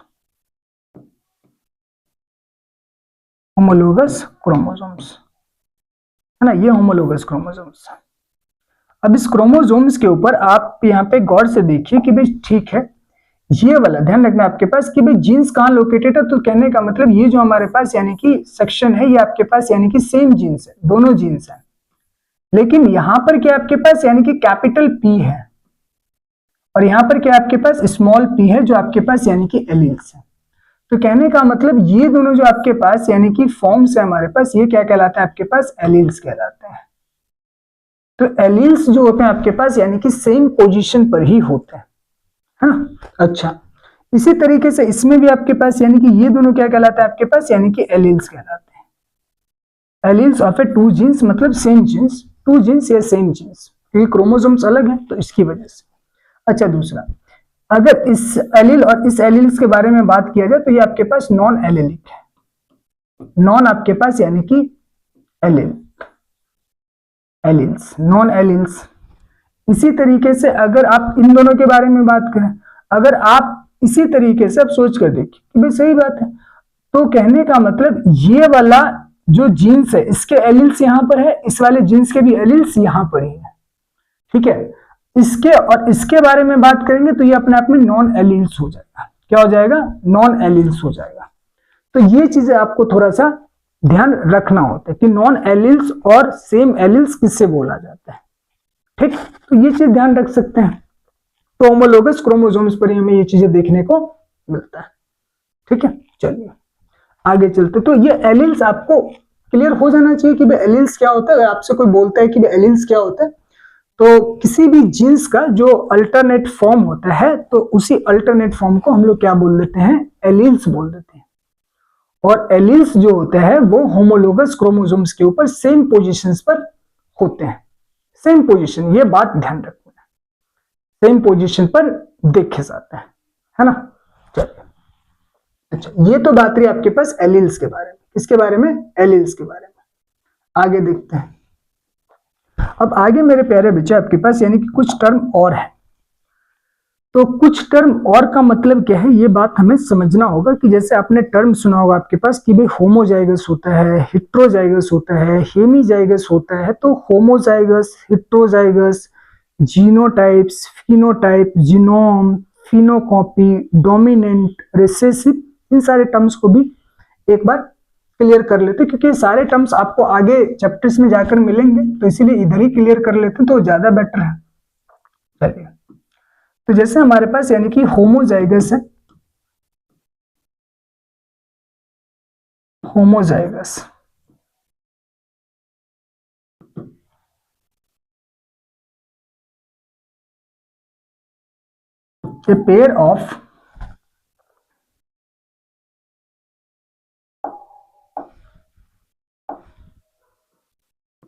a pair of alleles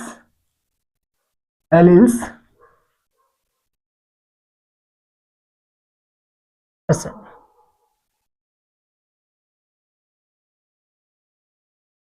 a pair of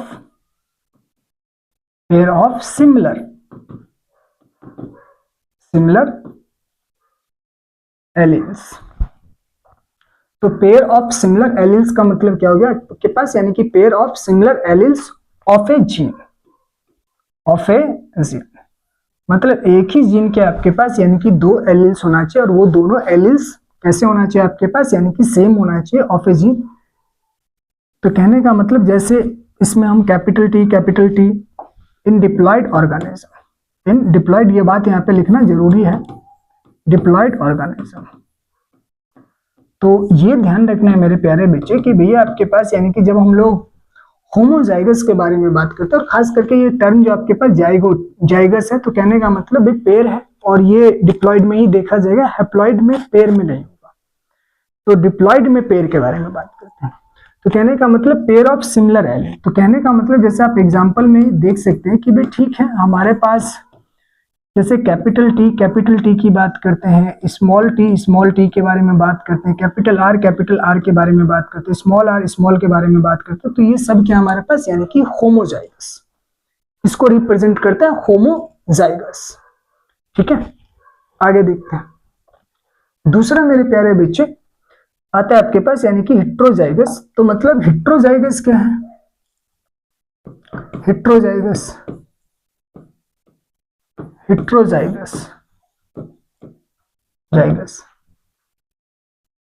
a pair of dissimilar alleles of a gene in a diploid organism,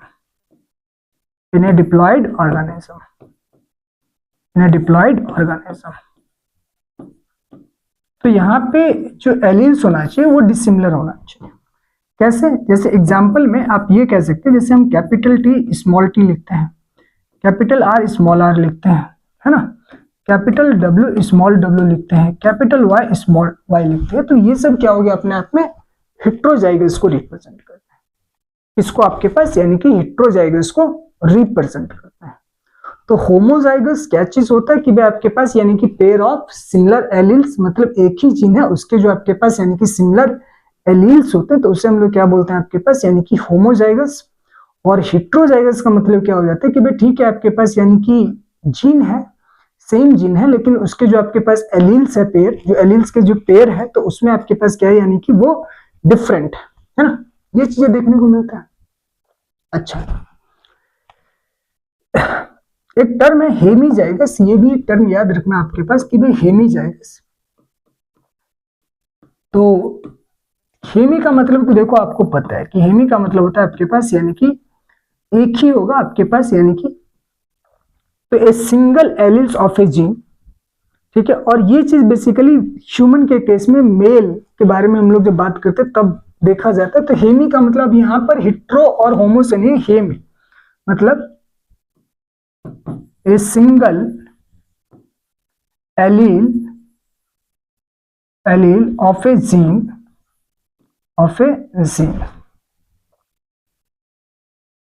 in human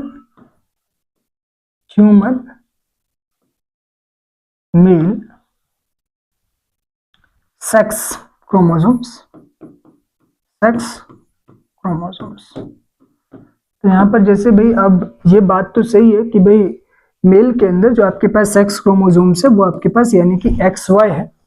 तो यहाँ पर देखिए अब इसके ऊपर Y के ऊपर जो आपके पास यानी कि एलील्स होगा, तो वो Y रिस्पॉन्सिबल होगा आपके पास मेलनेस के लिए।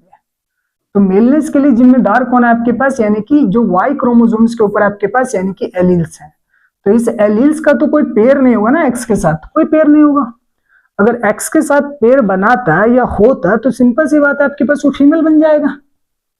समझ पा रहे हो? तो कहने का मतलब यहाँ पर जो Y जिसकी वजह से आपके पास ह्यूमन मेल बनता है, ठीक है, तो ये चीज यहां देखा जाता है हेमिसाइगस। तो ये याद रखना ह्यूमन के केस में। अच्छा, अगला हम लोग आपके पास यानी कि जो टर्म है, जैसे मैंने आपसे बोला था कि भाई टर्म है आपके पास यानी कि जीनोटाइप्स और फिनोटाइप्स। तो जीनोटाइप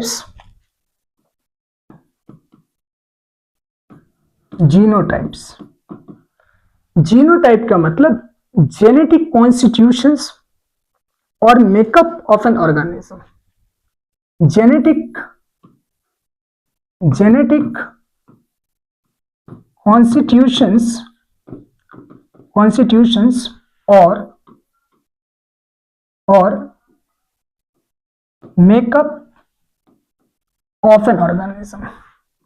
तो मतलब कोई भी जो ऑर्गेनिज्म है उसके अंदर आपके पास जो जेनेटिक कॉन्स्टिट्यूएंट्स होते हैं या आपके पास यानी कि कॉन्स्टिट्यूशंस होते हैं, तो उसी चीज को हम लोग क्या बोल देते हैं आपके पास यानी कि जीनोटाइप्स। तो कोई भी ऑर्गेनिज्म उसके आपके पास यानी कि जीनोटाइप्स, मतलब जैसे मान लीजिए कि कैपिटल टी क्या है आपके पास यानी कि जीनोटाइप है, कैपिटल टी स्मॉल टी क्या है, जीनोटाइप्स है, स्मॉल टी क्या है आपके पास, जीनोटाइप्स है। तो ये जो आप नहीं देख सकते विच इज इनविजिबल, ये इनविजिबल होता है, ये सेल के अंदर होता है, तो इसको थोड़ी ना देख पाएंगे आप देख नहीं सकते इसको, ठीक है, आप देख नहीं सकते। इट कैनॉट भी आपके पास यानी कि मतलब देखकर ये बताना कि इसके ये होमोजाइगस या हेट्रोजाइगस की वजह से है, तो ऐसा देखकर नहीं बता सकते प्लांट की, मतलब उसकी मॉर्फोलॉजी देखकर आप जीनोटाइप्स नहीं बता सकते। इसके लिए आपको क्रॉस करना पड़ता है, टेस्ट क्रॉस करना पड़ता है। तो जीनोटाइप्स किसी भी प्लांट का टेस्ट क्रॉस की मदद से आइडेंटिफाई किया जाता है ना। तो जीनोटाइप्स मतलब जेनेटिक कॉन्स्टिट्यूशन है कि आपके पास कौन सा जीन्स वो पेरेंट से लेकर आ रहा है, जो प्रोजेनी है वो कौन सा जीन्स अपने पेरेंट से लेकर आ रहा है, तो दैट इज कॉल्ड जीनोटाइप्स। अच्छा, इसमें एक टर्म है आपके पास यानी कि फिनोटाइप्स। तो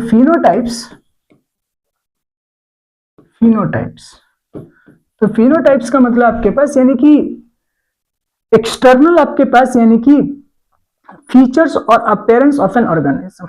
तो मतलब जो चीज हमें दिखाई दे, तो एक्सटर्नल फीचर्स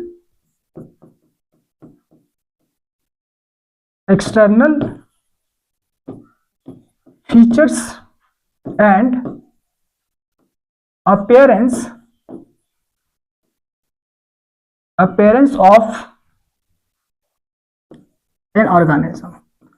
तो जब हम लोग किसी ऑर्गेनिज्म के अंदर आपके पास देखते हैं तो उसके अंदर आपके पास कुछ फीचर्स नजर आते हैं या अपीयर्स होते हैं। तो मतलब एक्सटर्नल फीचर या अपीयरेंस ऑफ एन ऑर्गेनिज्म की ऑर्गेनिज्म के अंदर आपके पास यानी कि अब जो कैरेक्टर्स है तो वो कैरेक्टर तो आपको दिखाई देता है। प्लांट टॉल है, ड्वार्फ है, तो ये सब आप देखकर बताते हो। तो मतलब ये ध्यान रखना आपके पास कि फिनोटाइप्स जनरली कौन सा आपके पास कैरेक्टर्स होता है, फीचर आपके पास यानी कि विजिबल, तो मतलब जिसे आप देखकर बता सकते हो। जैसे प्लांट अगर टॉल है तो आप टॉल बता सकते हो, अगर ड्वार्फ है तो ड्वार्फ आपके पास यानी कि बता सकते हो। लेकिन प्लांट टॉल किसकी वजह से है, इसकी वजह से, इसकी वजह से, ये आप नहीं बता सकते, वो जीनोटाइप्स होता है। समझ पा रहे? लेकिन प्लांट टॉल है, प्लांट आपके पास यानी कि रेड कलर का फ्लावर प्रोड्यूस कर रहा है या व्हाइट कलर का फ्लावर प्रोड्यूस कर रहा है, तो ये आप बता सकते हैं। तो फिनोटाइप्स इज विजिबल और जीनोटाइप्स इज इनविजिबल। तो मतलब वो दिखाई नहीं देता, ये दिखाई देता है। ठीक है, तो ये चीजें हैं। अच्छा, एक टर्म और आता है जिसे हम लोग फिनोकॉपी बोलते हैं। क्या बोलते हैं? फिनोकॉपी। तो कहने का मतलब ये जो आपके पास फिनोकॉपी होता है, ये क्या चीज होता है? फिनोकॉपी का मतलब ये हो जाता है मेरे प्यारे बच्चे कि आपके पास यानी कि डिफरेंट जीनोटाइप्स है ऑर्गेनिज्म का, मतलब डिफरेंट आपके पास जीनोटाइप्स ऑफ ए ऑर्गेनिज्म। ठीक है, आपके पास in a different environmental conditions produce same kind of phenotypes is called phenocopy of each other. तो फिनोकॉपी क्या होता है कि different genotype of organism in different environment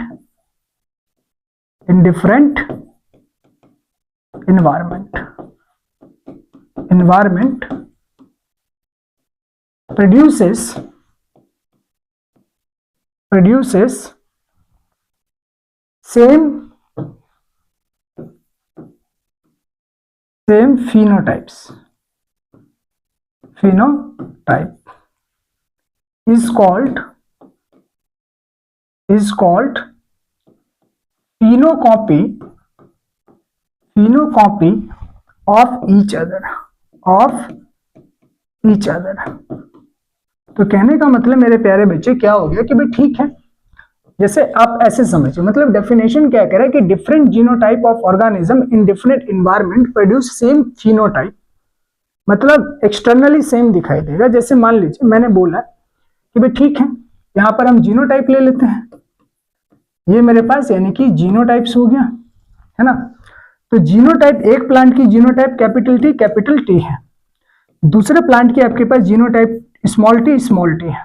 अच्छा, डिफरेंट एनवायरमेंटल कंडीशंस है, डिफरेंट एनवायरमेंटल आपके पास यानी कि कंडीशंस है। तो यहां पर हम लोगों ने नॉर्मल कंडीशंस रखे कि भाई ठीक है, आपके पास यानी कि ये नॉर्मल कंडीशंस है। यहां पर हम लोगों ने आपके पास यानी कि जिब्रेलिन आपके पास यानी कि रिच इन्वायरमेंट है।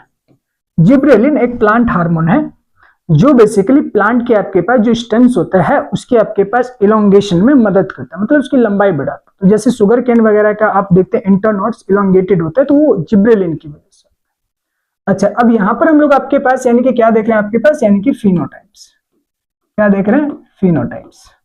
तो मतलब देखिए, अब यहाँ पे टॉल है तो इसका तो फिनोटाइप हमें पता है कि ये प्लांट आपके पास क्या आ जाएगा, टॉल आ जाएगा। और यहां पर भी ये प्लांट क्या आ जाता है आपके पास, टॉल आ जाता है। तो मतलब इसी चीज को हम लोग क्या बोलते हैं आपके पास, यानी कि फिनोकॉपी। तो फिनोकॉपी में हम ये देखते हैं कि भाई ठीक है, आपके पास यानी कि डिफरेंट जीनोटाइप्स हो सकता है, लेकिन इन्वायरमेंटल कंडीशंस क्या होता है आपके पास, यानी कि जो इन्वायरमेंटल कंडीशंस के बारे में अगर हम लोग बात करते हैं तो यहां पर हम लोगों ने आपके पास जिब्रेलिन्स ज्यादा डाल दिया, तो इसकी वजह से वो टॉल आ गया। आपको पता है, आप लोगों ने मतलब ये वाला कंडीशंस आप देखेंगे कि इस्तेमाल होता है, कैसे इस्तेमाल होता है देखेंगे आपके पास, मतलब ये चीजें आपके पास ज्यादातर आपके पास यानी कि इस्तेमाल की जाती है और ह्यूमन के रिस्पेक्ट में भी किया जाता है।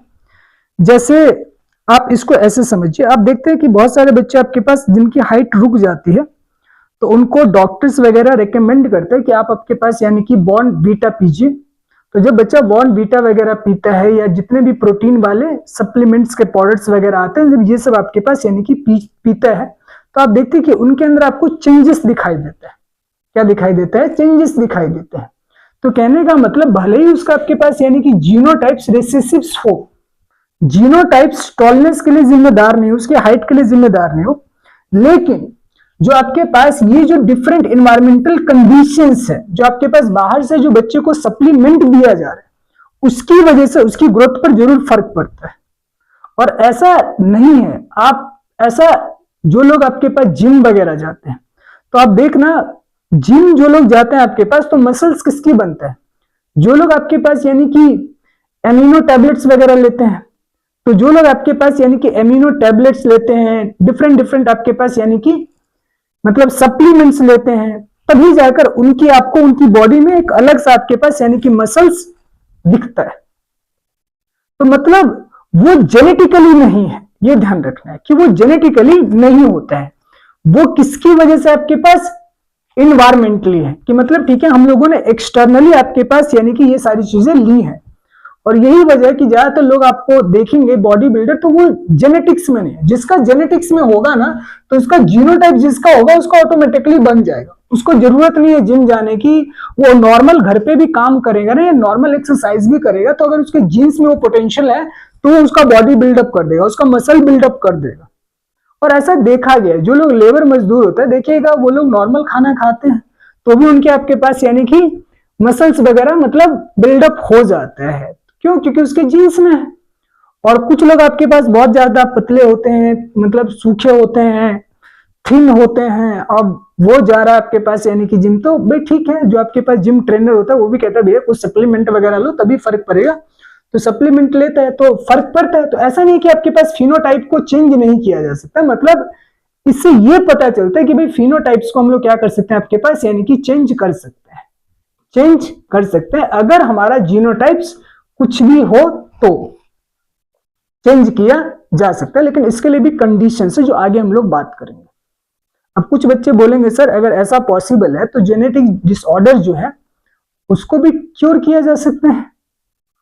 तो इसके बारे में आगे जब हम लोग अभी पढ़ेंगे तब मैं बात करूंगा कि जेनेटिक डिसऑर्डर्स में ये सारी चीजें इंप्लीमेंट क्यों नहीं होती है, उसका कुछ कारण है ना, उसके कुछ अलग आपके पास अपने आप में फंडामेंटल्स है, उसके अलग आपके पास यानी कि मैकेनिज्म्स है जो आपके पास वहां पर काम नहीं आते। ठीक, चलिए आगे देखते हैं। तो ये बात रही आपके पास यानी कि फिनोकॉपी। फिनोकॉपी क्या होता है, आगे चलते हैं। अब एक टर्म मेरे प्यारे बच्चे आप लोगों ने देखा होगा आपके पास यानी कि सुना होगा, जीनोम। जीनोम, तो जीनोम का मतलब क्या होता है? The sum of all the genes present in a set of haploid chromosomes। ठीक है, जीनोम का मतलब यानी कि सारा जीन्स। सारा जीन्स का मतलब ये है कि भाई सही बात है, अगर कोई हमारे पास सेल है तो हैप्लॉइड सेट मतलब जितने भी उस सेल के अंदर आपके पास यानी कि हैप्लॉइड अगर कोई सेल है तो उस सेल के अंदर आपके पास यानी कि जितने भी हमारे पास यानी कि जीन्स है, तो उन्हीं सभी जीन्स का जो सम होता है वो क्या कहलाता है? अपने आप में जीनोम्स कहलाता है ना। तो सारे के सारे जीन्स का सम, ठीक, तो ये सारा का सारा जो सम होता है जीन्स का, उसी को हम लोग क्या बोलते हैं आपके पास यानी कि जीनोम्स बोलते हैं। तो यहाँ पर ध्यान रखना आपके पास यानी कि सबको कंसीडर कर लेना, छोड़ना एक को भी नहीं, सबको कंसीडर करना है।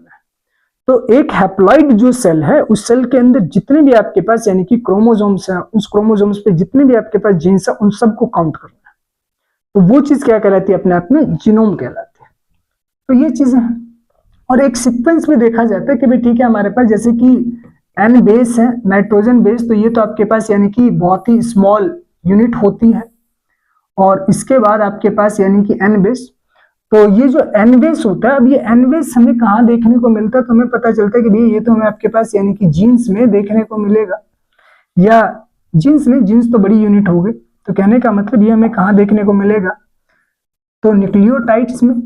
तो एक टर्म आपके पास यानी कि न्यूक्लियोटाइड है, और न्यूक्लियोटाइड को आपके पास यानी कि बनाता कौन है? तो न्यूक्लियोटाइड से आपके पास यानी कि बनकर निकलता है जीन, और जीन के बाद आपके पास यानी कि डीएनए, और डीएनए के बाद आपके पास यानी कि अब डीएनए कहाँ देखने को मिलेगा हमें, तो आपके पास यानी कि क्रोमोसोम्स में देखने को मिलेगा।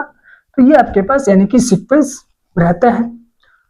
तो कहने का मतलब nitrogen base nucleotide gene DNA और आपके पास यानी कि क्रोमोसोम्स, तो ये सीक्वेंस चलता है और क्रोमोसोम्स के बाद आपके पास यानी कि जीनोम टर्म आ जाता है ना।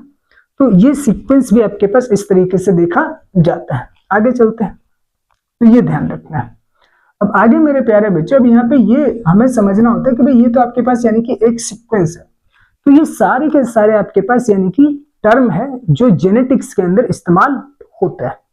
अच्छा, जेनेटिक्स में जब मेंडल एक्सपेरिमेंट कर रहा था तो उस वक्त मेंडल के दिमाग में एक बात चल रही थी, और वो क्या था आपके पास यानी कि हाइब्रिड्स को लेकर। किसको लेकर? आपके पास हाइब्रिड्स। और आप लोगों ने सुना भी होगा हाइब्रिड्स, हाइब्रिड, हाइब्रिड, इसी को हम लोग आपके पास यानी कि बिग्योर हाइब्रिड्स, या आपके पास यानी कि दूसरी भाषा में हम लोग आपके पास यानी कि हिट्रोसिस बोलते हैं, हिट्रोसिस बोलते हैं। तो ये मतलब होता क्या चीज है, मतलब हाइब्रिड्स का मतलब superiority over the parents characters, है ना। मतलब सुपियोरिटी मतलब आपके पास यानी कि ठीक है, कुछ कैरेक्टर्स पेरेंट्स के पास नहीं है, वो आपके पास कैरेक्टर्स प्रोजेनी में, इसको ऐसे समझिए। तो हाइब्रिड्स क्यों बनाते हैं हम लोग, उसका कारण होता है। इसका कारण क्या आपके पास यानी कि ठीक है, superiority, superiority over the parents, over the parents, parents, ठीक है। It is used to develop heterozygosity. तो मतलब इसका मेन काम ये भी होता है आपके पास कि भाई इट इज यूज्ड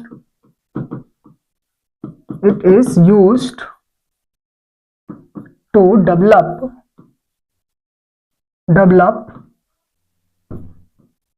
हेट्रोजाइगोसिटी। तो हेट्रोजाइगोसिटी को डेवलप करने के लिए भी ये किया जाता है। मतलब कैसे, आप ऐसे समझिए, मान लीजिए कि मैंने कहा आपके पास कि ठीक है, ये आपके पास यानी कि मेल पेरेंट है प्लांट, ऐसा भी ले सकते हैं, और ये आपके पास यानी कि कैपिटल पी ले सकते हैं, small R, sorry capital P small, क्या बात है, कैपिटल पी और कैपिटल आर ज्यादा याद रहता है, दिक्कत ये है, कैपिटल पी और स्मॉल आर, ठीक है। इसका क्या मतलब है कि भाई जो पेरेंट्स है हमारे पास, तो इस पेरेंट्स की जो आपके पास यानी कि ये आपके पास प्लांट हाई प्रोडक्टिविटी करता है, हाई आपके पास यानी कि प्रोडक्टिविटी है, प्रोडक्टिविटी मतलब ये प्रोडक्टिविटी बहुत करता है। और दूसरा आपके पास यानी कि कंडीशंस क्या, लेकिन आपके पास स्मॉल आर की वजह से क्या हो रहा है आपके पास यानी कि low resistance to disease, low resistance to disease, low resistance to disease मतलब डिसीज से लड़ पाने की क्षमता बहुत कम है। तो मानकर चलो कि एक ऐसा प्लांट है आपके पास यानी कि जिसके पास प्रोडक्टिविटी तो बहुत ज्यादा है, लेकिन डिसीज इसको, बैक्टीरिया फंगस इस प्लांट को बर्बाद कर देता है। तो प्रोडक्टिविटी हाई होने का भी क्या फायदा, कुछ नहीं हुआ। अच्छा, दूसरा प्लांट आपके पास अगर मान लेते हैं हम लोग आपके पास कि भाई ठीक है, स्मॉल पी है, लेकिन कैपिटल आर है। कहने का मतलब क्या है कि भाई ये जो आपके पास कैपिटल आर है, इसकी वजह से आपके पास हाई रेसिस्टिविटी है प्लांट की, हाई रेसिस्टिविटी है, रेसिस्टिविटी। तो यहां पर प्लांट आपके पास ऑफर करता है हाई रेसिस्टिविटी, लेकिन प्रॉब्लम क्या है कि ये लो आपके पास प्रोडक्टिविटी है, लो आपके पास यानी कि प्रोडक्टिविटी। तो यहां पर प्रोडक्टिविटी आपके पास यानी कि बहुत ही ज्यादा कम है। तो दो प्लांट हम लोगों ने लिया, तो एक प्लांट आपके पास हाई प्रोडक्टिविटी को प्रमोट करता है लेकिन लो रेसिस्टेंस है, इसको फंगस बैक्टीरिया तहस नहस कर सकता है इसकी। और दूसरा हमारे पास आपके पास यानी कि भाई हाई रेसिस्टिविटी है इस प्लांट के पास, लेकिन प्रॉब्लम क्या है कि इसके पास यानी कि लो प्रोडक्टिविटी है। इसी दोनों प्लांट को हम लोगों ने क्या करवा दिया, क्रॉस करवा दिया। अब इसकी वजह से होगा क्या, मतलब इसके पास जो गैमेट आएगा वो आपके पास कैपिटल पी स्मॉल आर आएगा, इसके पास जो आपके पास गैमेट आएगा वो क्या आएगा आपके पास स्मॉल पी कैपिटल आर आएगा, ठीक है। अब इसकी वजह से ये प्रोजेनी बना, मतलब इसको अगर हम लोग अरेंज करके देखें तो मतलब इन दोनों के एक का गैमेट क्या आया था, ऐसे कर लेते हैं, इसके पास जो गैमेट होगा ना, इसके पास जो गैमेट बनाएगा वो आपके पास यानी कि कैपिटल पी स्मॉल आर बनाएगा गैमेट, और ये जो गैमेट बनाएगा तो ये भी गैमेट कैसे बनाएगा, तो ये भी आपके पास यानी कि गैमेट बना रहा है आपके पास, तो स्मॉल पी कैपिटल आर बना रही है। अब इन दोनों का फ्यूजन करवाया और फ्यूजन करने की वजह से क्या है आपके पास भाई capital P small p, capital R small r, तो ये क्या बन गया हमारे पास, यानी कि हाइब्रिड्स बन गया। क्या बन गया, हाइब्रिड्स। हाइब्रिड्स।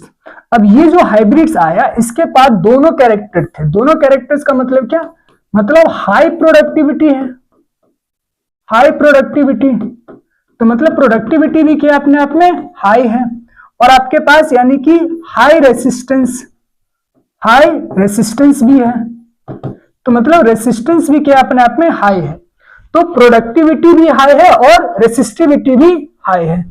तो सोचो प्लांट आप कैसा चुनोगे, मतलब आप कहोगे ये बढ़िया है, ये अच्छी बात है कि मतलब आपके पास एक ऐसा प्लांट हम लोगों ने तैयार कर लिया आपके पास जिसकी प्रोडक्टिविटी क्या है, हाई है। दूसरा आपके पास यानी कि हाई, आपके पास यानी कि डिसीज रेसिस्टेंस भी है, तो ऐसी प्लांट तो होने चाहिए। तो हाइब्रिड्स मतलब करता है क्योंकि जो कैरेक्टर्स पेरेंट में नहीं था वो कैरेक्टर्स हम इन दोनों प्लांट को क्रॉस करवा करके प्रोजेनी में ले आए, तो दैट इज कॉल्ड आपके पास यानी कि हाइब्रिड्स विग्योर बोला जाता है ये चीज। लेकिन प्रॉब्लम यहां पर एक और है। प्रॉब्लम क्या होता है कि जब इसी प्लांट को जब सेल्फ पॉलिनेशन करवाया जाता है, सेल्फ पॉलिनेशन, पॉलिनेशन करवाया जाता है, इस केस में बड़ी दिक्कत है। क्या दिक्कत है, देखो जब इसी प्लांट को जब सेल्फ पॉलिनेशन करवाया फार्मरों ने, तो जैसे मान लो मैंने यहां से बोला कि भाई ठीक है, कैपिटल आपके पास यानी कि P small P, capital R small R, cross करवा रहे किसके साथ, आपके पास capital P small P capital R small R, gamete बना लो। तो जब आप गैमेट बनाओगे तो पता चलेगा कि भैया देखो कैपिटल पी कैपिटल आर आएगा, है ना, कैपिटल पी स्मॉल आर आएगा, इसके बाद स्मॉल आपके पास यानी कि पी कैपिटल आर आएगा और स्मॉल पी स्मॉल आर आएगा। ये तो हमारे पास गैमेट्स बन गए, ये गैमेट्स बन गया, है ना। यहां पे भी बनाकर देखो, तो यहां पर आपने क्या किया, कैपिटल पी कैपिटल आर आ गया, यहां पर आपके पास यानी कि कैपिटल पी स्मॉल आर आ गया, यहां पर स्मॉल पी कैपिटल आर आ गया, और यहां पर आपके पास यानी कि स्मॉल पी स्मॉल आर आ गया। अब देखो कंडीशंस क्या हुआ, एक प्लांट मतलब आपको ऐसा मिलेगा जिसमें क्या होगा कि भाई ठीक है, अगर पहली प्रोजेनी की बात करते हैं इन्हीं दोनों को फर्टिलाइज करवा दो, ठीक है, हमें आया कैपिटल पी कैपिटल आर, ये कंडीशंस तो आ गए। तो इस केस में तो प्लांट आपके पास हाई प्रोडक्टिविटी और लो रेसिस्टेंस के बारे में बात करेगा। लेकिन दूसरा कंडीशंस क्या होगा, ऐसा भी तो होगा ना कि जिसमें आपके पास अब ये वाला कैपिटल पी और ये वाला है, अगर इसको आप क्रॉस करवा दो तो इसमें क्या देख रहे हो आपके पास कि भाई स्मॉल मतलब कैपिटल पी स्मॉल आर साथ में आ गया, है ना, ये कंडीशंस। दूसरा इसके साथ अगर इसको करवाओगे तो भैया स्मॉल पी कैपिटल आर साथ में आ गया, और जब इसको इसके साथ करवाओगे तो यहाँ पे क्या आ गया कि भैया ये तो स्मॉल पी दोनों और स्मॉल आर आ गया। तो ये क्या पता चलता है कि भैया ये जो हमारे पास फेनोमेना बन रहे हैं ना मेरे प्यारे बच्चे, तो इसमें इसी चीज को हम लोग क्या बोल देते हैं आपके पास, इनब्रीडिंग डिप्रेशंस, इनब्रीडिंग डिप्रेशन। तो इनब्रीडिंग डिप्रेशन का मतलब क्या होता है, यही होता है। तो मतलब जो हाइब्रिड्स हम लोग आपके पास यानी कि बनाते हैं ना, ये सेल्फ पॉलिनेशन की वजह से ये आपके पास यानी कि हाइब्रिड्स लॉस्ट भी हो सकता है, और ऐसा देखा गया ये होता है। और धीरे धीरे आपके पास जैसे आपके पास सेल्फ पॉलिनेशन 4 से लेकर 6 जनरेशन तक जाता है तो ऐसा ऑब्जर्व होता है। तो मतलब जो आपके पास यानी कि विग्योर हाइब्रिड है तो जाइगोसिटी लॉस्ट भी हो सकती है। तो मतलब हिट्रोजाइगोसिटी आपके पास डेवलप तो किया जाता है, लेकिन आपके पास यानी कि जो हाइब्रिड्स आते हैं वो उसको मेंटेन करके नहीं रख पाते, वो आपके पास लॉस्ट हो जाता है। और यही वजह है कि जो हाइब्रिड सीड्स होते हैं वो लैब में तैयार किए जाते हैं, और जब कोई किसान आपके पास यानी कि हाइब्रिड सीड्स वगैरह को जो मार्केट से परचेज करता है तो वो महंगा आता है, ठीक है। अब वो आपके पास एक बार यूज किया, लेकिन दूसरी बार आपके पास ऐसा मतलब वो हाइब्रिड्स उस कैरेक्टर्स को मेंटेन रखेगा, ऐसा अभी तक इस पर रिसर्च चल रहा है। तो मतलब हाइब्रिड्स आपके पास यानी कि सीड्स वगैरह के ऊपर अभी तक बहुत सारे रिसर्च ही चल रहे हैं, तो अभी ऐसा कुछ भी नहीं है ना। तो ये चीजें आप ध्यान रख सकते हैं। अब यहां से जो टॉपिक स्टार्ट होता है, ये सब तो टर्म्स थे, मतलब ओवरऑल ये सब टर्म्स हैं जेनेटिक्स के अंदर। तो आपको अगर जेनेटिक्स समझना है या आप जेनेटिक्स की समझ के बारे में बात करते हैं या अंडरस्टैंडिंग आप एक अच्छे लेवल पर मतलब ताकि आपको ये लगे कि क्वेश्चंस पढ़ते वक्त आपको ये दिमाग में है कि हाँ मुझे अच्छे से पता है, मुझे दिक्कत नहीं होगी, मैं कर जाऊंगा, मैं कर लूंगी। अगर ऐसा बनना है तो इसके लिए सबसे पहले इन टर्म्स को अच्छे से बैठकर समझिए। अदरवाइज होगा क्या कि आप कितना भी पढ़ लीजिए, अगर समझ नहीं होगा तो आप क्वेश्चंस में जाकर मिस्टेक्स करेंगे, क्योंकि अगर आप रटेंगे तो भूलेंगे, और जब भूलेंगे तो क्वेश्चंस में पूछा क्या है लगा कुछ और रहे हैं, तो उसका कोई फायदा नहीं। तो पहले समझिए अच्छे से कि क्या, किसको क्या कहा जा रहा है। ठीक, अब यहां से जो टॉपिक स्टार्ट होता है वो टॉपिक स्टार्ट होता है मेंडलिज्म्स का। मेंडलिज्म्स का, मेंडलिज्म्स मतलब, मेंडलिज्म्स का मतलब ये होता है कि यहां से मैं क्यों कह रहा हूं मेंडलिज्म्स का, कहने का मतलब वो सारे के सारे टर्म्स थे मेरे प्यारे बच्चे। मेंडलिज्म्स का मतलब ये हो जाता है कि मेंडल अपने दौर में जब आपके पास यानी कि एक्सपेरिमेंट पी प्लांट को लेकर कर रहा था, तो उनका जितना भी आपके पास यानी कि एक्सपेरिमेंट है और उस एक्सपेरिमेंट का जो ऑब्जर्वेशन है और उस ऑब्जर्वेशन का जो आपके पास फॉर्मुलेशन है, दैट इज कॉल्ड मेंडलिज्म। तो Mendel experiment and it's observation and formulation is called Mendelism. तो मेंडलिज्म में हम लोग मेंडल के एक्सपेरिमेंट को समझते हैं, उनके ऑब्जर्वेशन को समझते हैं, और उसी ऑब्जर्वेशन के आधार पर मेंडल के लॉज या पोस्टुलेट्स का जो फॉर्मुलेशन होता है, वो जो उनसे पोस्टुलेट्स बनाता है, जिसको हम लोग मेंडल लॉज कहते हैं। आज के टाइम पर ये किताबों में ये बात लिखी गई है। तो ये कैसे आया, तो इसी तीनों टर्म से रिलेटेड आपके पास यानी कि बातों को हम लोग क्या बोलते हैं, मेंडलिज्म्स। तो मेंडलिज्म्स में हम लोग आपके पास यानी कि मेंडल्स के 3 पोस्टुलेट्स, चाहे वो लॉ ऑफ डोमिनेंस हो, चाहे लॉ ऑफ सेग्रीगेशन हो, चाहे लॉ ऑफ इंडिपेंडेंट असॉर्टमेंट हो, और आपके पास इसमें एक सबसे इंपॉर्टेंट चीज कि मेंडल ने पिसम सेटिवम मतलब गार्डन टी के ऊपर एक्सपेरिमेंट किया।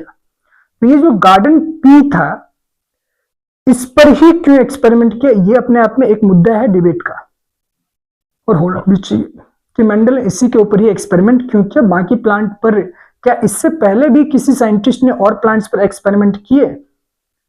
ठीक, दूसरा, जो चीज प्लांट में अप्लाई होता है ये जरूरी नहीं कि वो एनिमल्स में भी आपके पास यानी कि जेनेटिक्स अप्लाई हो। इसीलिए हमने शुरू में इसी के अंदर मैंने आपको पढ़ाया कि भाई रिसर्चेस आपके पास यानी कि हिस्ट्री ऑफ रिसर्चेस, किन किन ने क्या किसके किसके ऊपर आपके पास यानी कि रिसर्च किया और जानने की कोशिश किया।